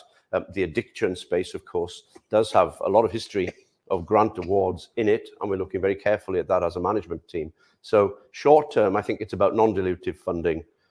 Pretty much all of our business team is looking our non-dilutive funding for these very interesting candidate molecules at the moment. So that's one of the online questions. There's another one just popped up, and I'll deal with the question on nutraceuticals at the end. What are our strategies for protecting our intellectual property? Another part of acquiring these programs is that there was robust composition of matter patents, either granted or about to be granted, for both the orexin-1 antagonist to 2038, which is about as long as you get these days, and the DAT inhibitor, which was slightly older patent family. So there was already granted patents for these that are enforced and maintained. Indeed, as part of the transaction and exclusivity fee, we gave Chronos management some money to maintain that patent family. So we maintain it very actively to the question on the acquired portfolio, and composition matter patents are, of course, the strongest type of patent you can get. On SFX01, we also have composition of matter coverage for the complex, and 2 other patent families in addition to that, covering other aspects of SFX01. So patents are our lifeblood. They're what creates data, and patents are what creates biotech companies. And we're very active. A large chunk of our spend is dedicated to defending them and maintaining them. So that's a bit about our strategy for protecting our IP. The spaces we activate are not necessarily too crowded. We avoid crowded spaces where you might not be able to get a patent, or there might be high competition, particularly from big pharma, who can outspend a small biotech. So this business about profitable niches or profitable segments is key to how we select assets, how we select assets to develop, and indeed what indications or diseases those assets should be directed towards. And some of those indications, as we mentioned earlier, can afford additional protections for you on a commercial basis. So specifically those orphan designations. We have the orphan designation for glioblastoma, for SFX01. And with the narcolepsy data we have on the DAT program, we will look to try and get a orphan designation for that program as well. Remember, orphan designation gives you 7 years of additional data protection, but that clock doesn't start until you're on the market. A patent starts when you get the patent, and it's 20 years. That's what you got. There are some extensions available, but an orphan drug protection protects your asset from the date it's made available to the general public, not some arbitrary date in the past. So you get a relative clock going forward. Currently, it's 7 years, and that's what we've got for SFX01 in the United States, in addition to the patent cover that we already have for SFX.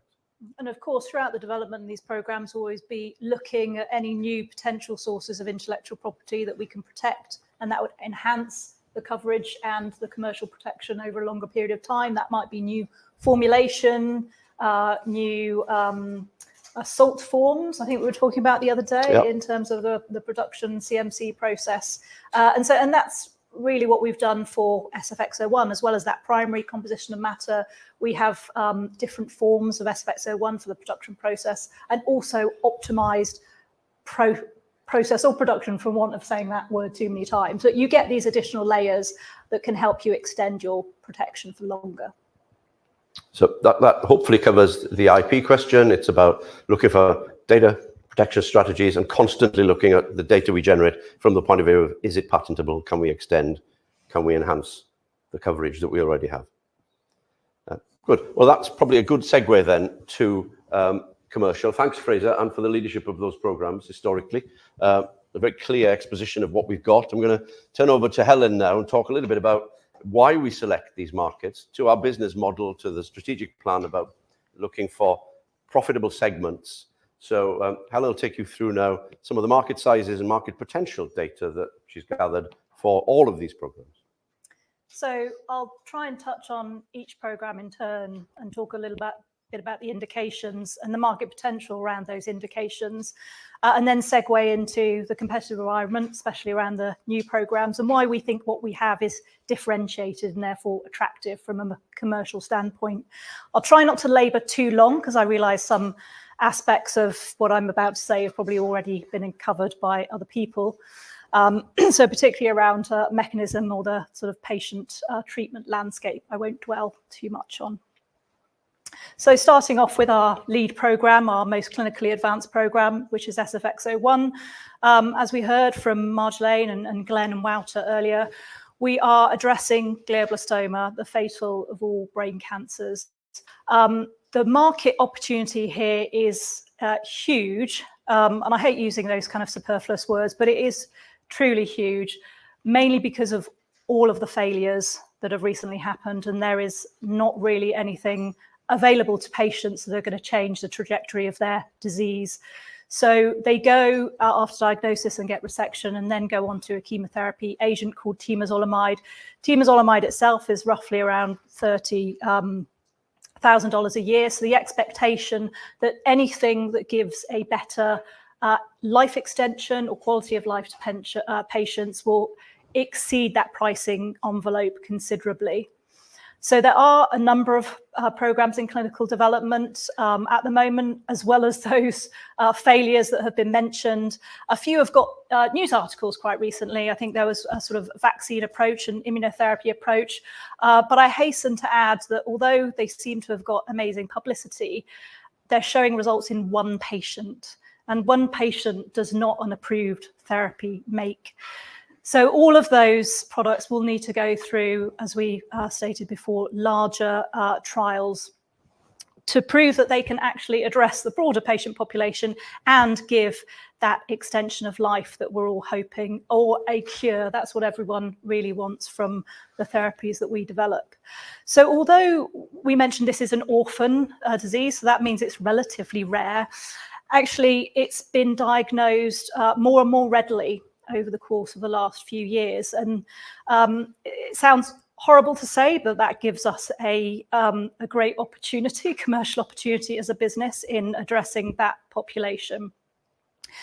There's been a lot of market activity, specifically in Asia, particularly with the advances in urbanization and healthcare in the Asian markets. They've seen rising diagnosis of cancer and other diseases. And in particular, they probably have the highest rising cases in glioblastoma at the moment, out with what we see in the Western, I hate to say developed world, because they are developed with the Western medical environment.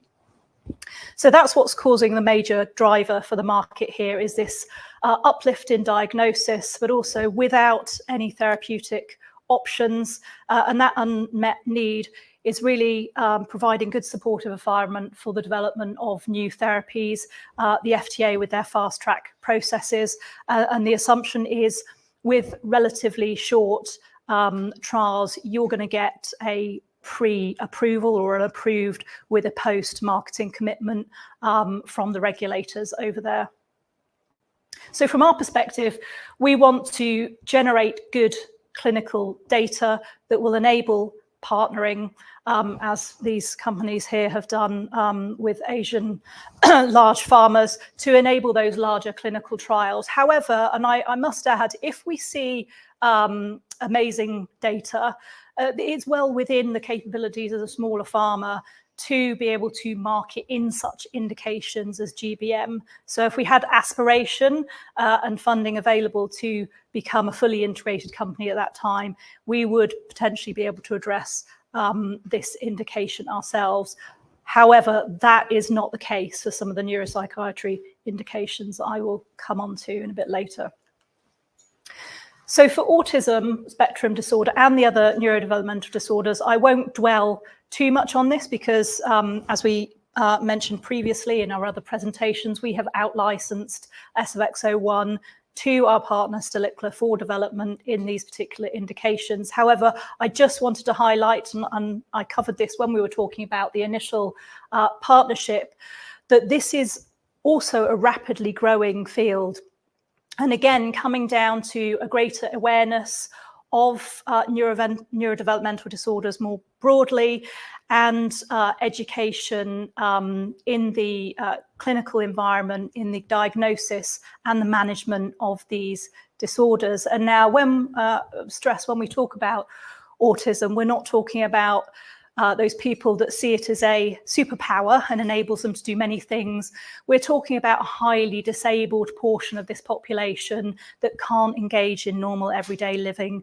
They may be violent, they may be non-vocal, they certainly can't live independently. And that is what we and Stalicla are trying to address with the development of SFX01, is to alleviate and support those kind of patients so they can live a more independent and fulfilling life. So on to addiction, and I think we had a really nice discussion earlier around some of the market opportunities around addiction and specifically binge eating, but I just wanted to talk a little bit about the more broader impulse control potential indications for the orexin-1 antagonist. A number of companies are developing orexin-1 antagonists in a variety of impulse control disorders, and addiction as a sort of overarching indication is the most severe form of these substance use disorders. So this is the most advanced kind of reward-seeking behavior, where even though you know it does you harm, you can't help yourself but continue participating in that activity or eating that food or taking that drug. I'm afraid it can happen to any of one of us, all races, all genders, all socioeconomic levels. However, it is more frequent in males and young males, and that may be to do with, as Fraser mentioned before, other CNS effects, other anxiety type disorders feeding into that reward-seeking behavior. There are therapies available for some substance use disorders, but not all. And these generally don't enable the patient to control their addiction particularly well. And as we talked before, they have other side effects that make compliance and adherence to medication a real issue. However, as a treatment, market size is growing. And I think our everyday lives somehow feed into our growing anxiety and addictive behavior, and personality and stress all feeds into this. So of these, actually, and this was interesting when we did the original primary market research, alcohol use disorder being one of the main market opportunities for an anti-addictive therapy. So for anxiety itself, and we talked about sort of general anxiety and panic disorder, and they're all slightly different facets of an anxious personality. This is also an area where there is growing diagnosis, and I think it's become more and more accepted for people to go and seek help for anxiety and the issues it's causing in their lives. Ironically, being a kind of middle-aged, going on to middle-aged woman, this is more common in women than in men. And in that area of sort of the menopause and perimenopause, and it's probably some, complexity in what's happening here and within brain circuitry, not just hormonal, but other aspects as well. But there are more and more efforts going into finding treatment options for anxiety. And again, referring back to the autism population, there are subpopulations within this that just find it difficult to engage in everyday life because their anxiety is that burdensome for them that they can't even get out of the door and go to work. So Fraser mentioned before the amphetamine-like products that are available, and also benzodiazepines can be used for treatment-resistant generalized anxiety. So it's important to add that even though there are some options available, they only help in about 50% of patients, even if they feel that they can, continue taking them with the side effect burden they have. So there is a real opportunity to have drug treatments developed in this area that can give effective relief, but also have lower side effect burden than what's currently available. So in fatigue, we talked quite in depth about MS, and MS as MS fatigue as a sort of population is quite large and specifically addressable because of the inflammatory component within MS. But as we mentioned before, fatigue, and as the Americans like to say, apathy, is contained within so many indications. There is a good opportunity here for, once you get your primary approval, to then seek a broadening from your drug by going into additional disorders such as Parkinson's disease, chemotherapy-induced fatigue, and also long COVID. And there are studies ongoing trying to address the fatigue that comes with long COVID. But as with some of these, it's primarily a viral driven and ultimately probably inflammatory driven outcome here. So there's no currently approved products for fatigue, although modafinil is used off-label and comes with not very good side effects. Again, the market potential for this is growing at quite a large scale, higher diagnosis, especially occurring after COVID. Trying to address some of these conditions really generates a great opportunity for our DAT program here.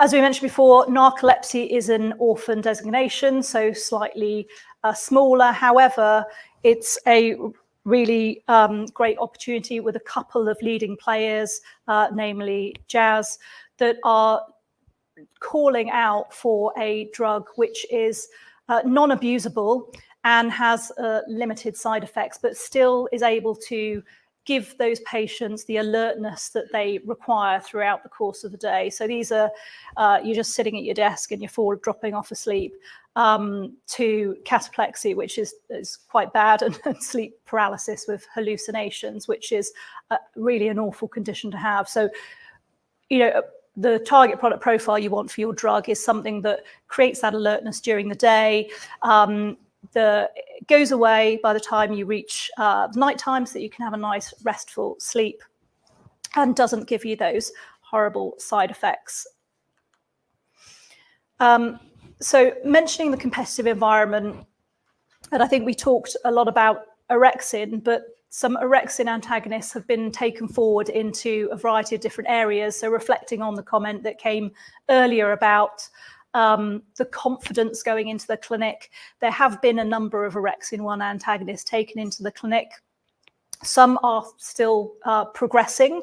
There are a couple that are due to enter phase 2 at the moment. So although we are a little behind that, we are not very far behind, and we have a class-leading profile. We believe we could be best in class in this area.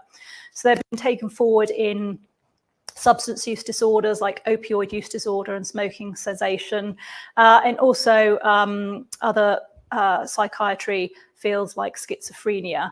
I just want to note the top one on the left-hand side, the Idorsia compound, was taken forward in binge eating and actually failed, and that was 2 years ago. Now, we believe, and maybe Fraser can comment on this a bit later, that's due to receptor occupancy issues, and we've compared our compound with theirs and the data that they had at that time, and we believe that with our profile, we could still have good outcome in binge eating, because we're able to achieve over 80% receptor occupancy in for these patients in this mechanism. So for narcolepsy, as I said, there are a number going through the clinic, not approved yet, but what that is creating is a lot of interest and competitive interest on the commercial side. So with good data coming from phase 2 proof of concept study, we would, I believe, readily be able to partner this asset with a major player. You know, I think what it's shown over the past year, and we talked about this when we did our fundraising presentation earlier, is that the field of CNS is really coming back to the fore. Prior to COVID, the focus was on oncology and supporting and bringing through oncology therapeutics. And CNS was, I wouldn't say dying a death, but it wasn't as cool and prioritized in some pharma's pipelines as it now has become. And I think COVID had a lot to do with that, but also that almost development saturation or in the oncology space has a lot to do with it.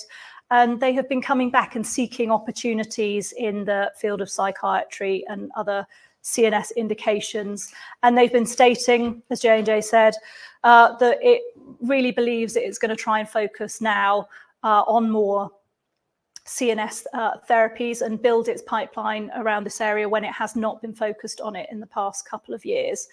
But where do we see this opportunity with the acquired assets? Well, as I mentioned, there are limited effective solutions out there, specifically in the addictive disorders and for fatigue. They're terribly burdened by off-target effects. And any future solution needs to be not only effective, give durability in effect, be non-abusable, so non-scheduled, easy to deliver, and have the limited side effects. And we think our programs can tick all of those boxes. So they are focused, mechanistically focused. They are assumed to be effective based on our preclinical data and other data we have, that we will have non-abusable or potentially non-abusable in the case of DAT products with limited off-target effects. So I think what this does is it gives us a more broad pipeline as a company to generate more deal interest.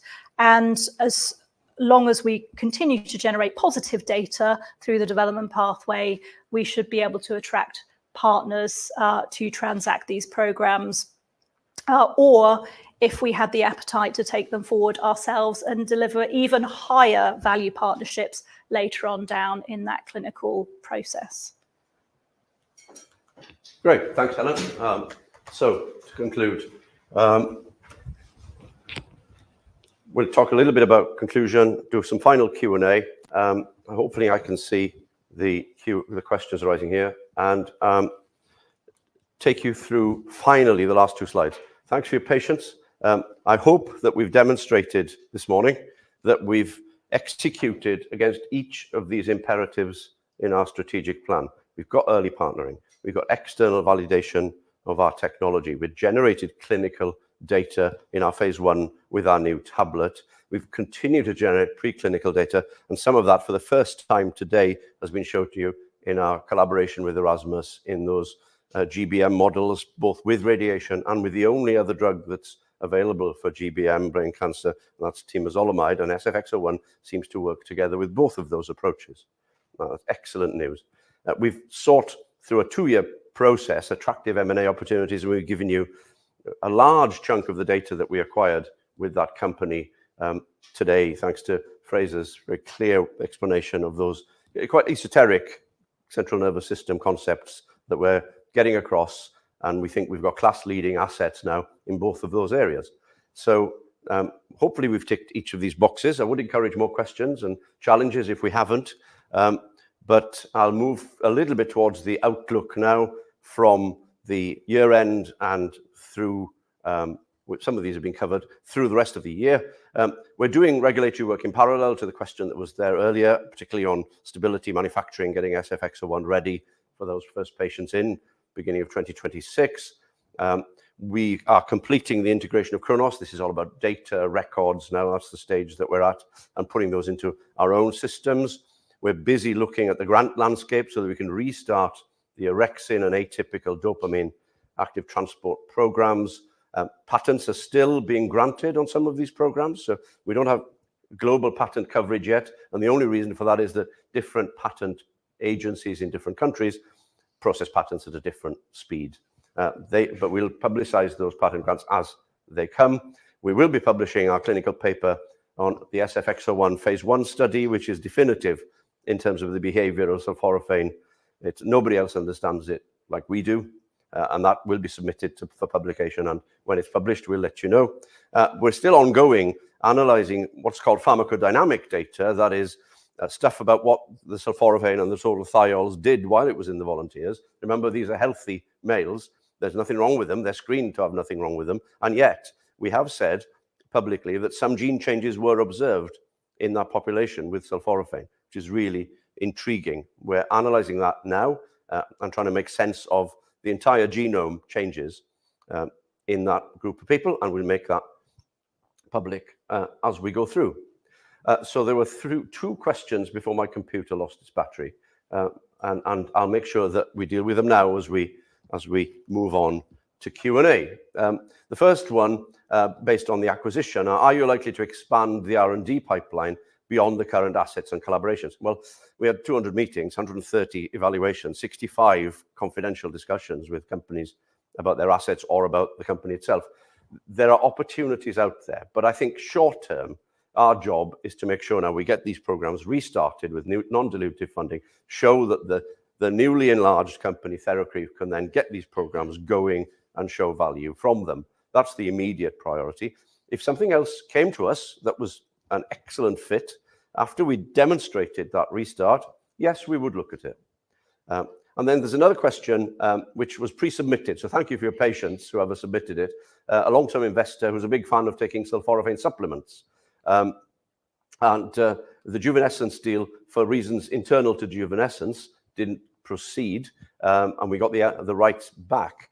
Would we look to market our new tablet as an over-the-counter supplement? And the short answer to that is no. And I'm going to try and tell you why. It's mainly about the fact that we are developing a drug, a fully synthetic drug made in a factory in the northeast of England for brain cancer and other cancers. We're going to explore high doses of this drug in order to try and produce a meaningful modification of the natural history of that disease. We don't want to contaminate that high-dose drug with a supplement you can buy in Holland and Barrett for 60 quid.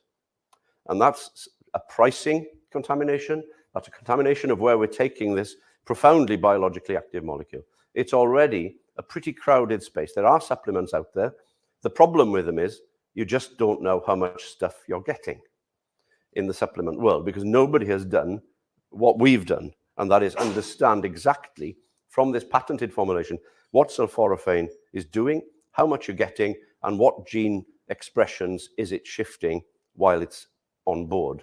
So this is high science, anti-brain cancer and other cancers medicine. So no, I don't think we'll be looking for other partnerships in the nutraceutical space for the two contaminations that I outlined, and that's therapeutic and pricing, because at 30,000 plus per year per patient in glioblastoma currently, we'd expect those prices to increase with new interventions.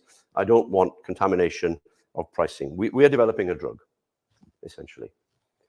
So that's the end of the formal bit. We're a few minutes ahead of schedule, I'm pleased to say.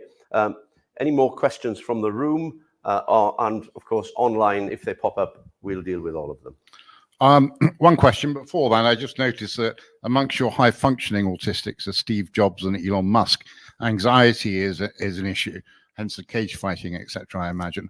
And therefore, you've actually got, with an X1, you've got something to cover both high-functioning autistics, and with sulforidex, something to cover the more severe ones. So that's just an observation. But my key question here is, at the moment, the market is valuing your acquired assets at way less than 10% of your total value.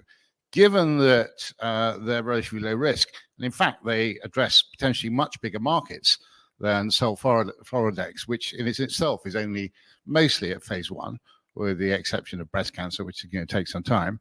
Why do you think there is that disparity in the valuation, and do you think it's warranted? No, I don't think it's warranted. I think we're undervalued. That's clear. With an extended portfolio, with a grant-funded into patients in brain cancer, and you've seen the enthusiasm for that from our collaborators in Rotterdam. We've got very specific, extremely well-developed preclinical assets in neuropsychiatry, but we also have 2 regional conflicts.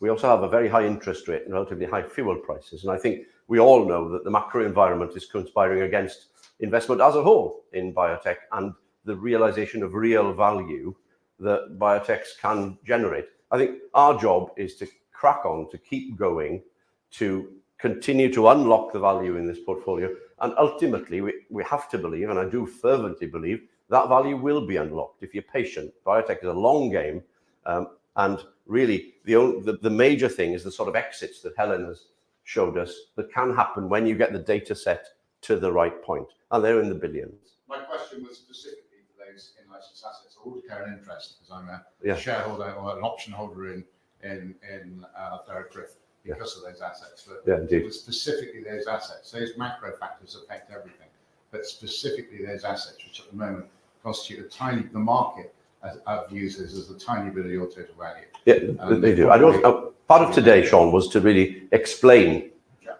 what that market potential is through showing very high quality technical data and very high quality market analysis to show that we didn't acquire these on a whim, as you know. We acquired these as part of an extensive process, and we looked at what the gains are for ourselves and our shareholders in so doing. And I think they are undervalued, substantially so. And we hope that the market, as a result of today and other activities we're doing, including kicking off those programs again, will realize that value that we're so fervent about. Question for me, basically on the Chronos programs. You've mentioned both as sort of 18 months development before they could be in clinic. Could you talk a little bit about what the funding requirements for each program would be and what the process would be to get each into clinic, and also why you're prioritizing the orexin program over the DAT inhibitor program? Thank you. Very good question, Colin. The answer is that it's about 5 million to get to the clinic, and about another 5 to get the volunteer study done. Sterling. And we made that public per asset. Both those assets we acquired are pretty much exactly the same stage. And then the really interesting stage after that, we're confident we'll get to those stages, subject to funding. There's the phase 1B potential, these experimental medicine studies that Fraser's a leader in, that you can actually get in volunteers.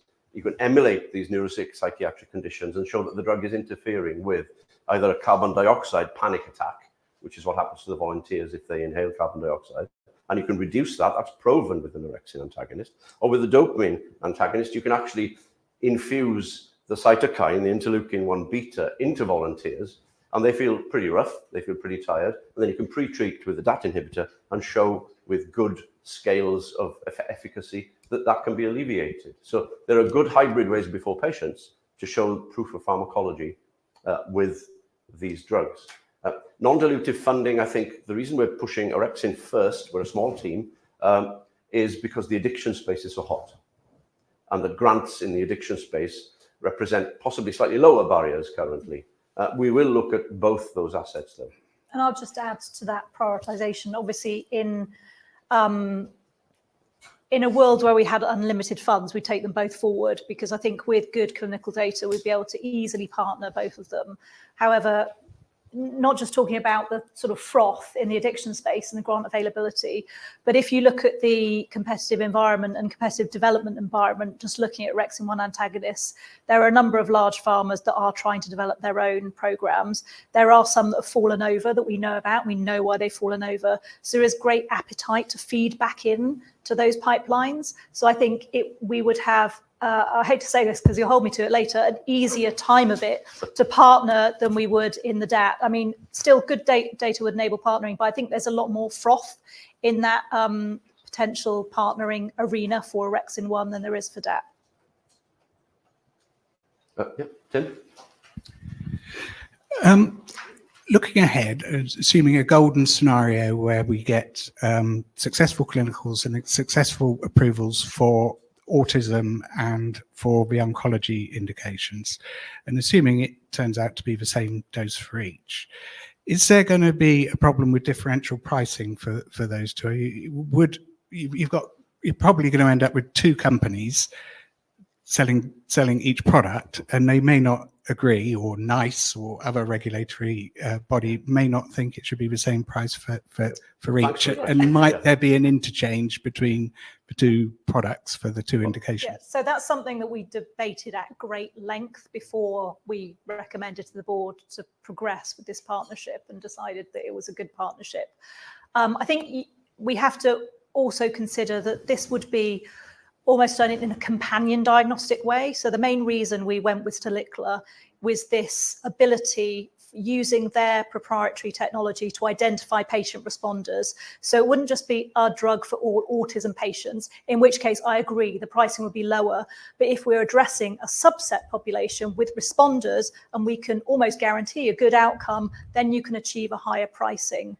Also, because of the age of these individuals, we would look to generate, and I think we talked about this at great length before, alternative dosage forms. So that will give us protection and additional pricing and differentiation from what's called that cross-selling issue, or a compounding pharmacy making it and selling it independently. So those factors all lead into one, I think we'd probably achieve higher pricing in those particular patients, but also we'll develop alternative dosage forms, and each dosage form will have its own pricing. And we're talking about chronic dosing. So in GBM, we'll require much higher doses. We're going to really push the dose envelope. In autism, probably much lower doses, but much longer time of dosing. And 30,000 per year is achievable in autism as well, actually, because Helen looked at that we asked ourselves the very same question. Okay, well, I want to say thanks very much to everybody online for your patience online. Not easy to listen to 3 hours, I'm sure, but thanks for your questions and for listening to us. Hoping now you understand why we did this thing and where we think the huge opportunity here is. And I'll add those thanks also to everybody in the room and for your very insightful questions. That brings it to a close, and just to say thanks very much, everybody.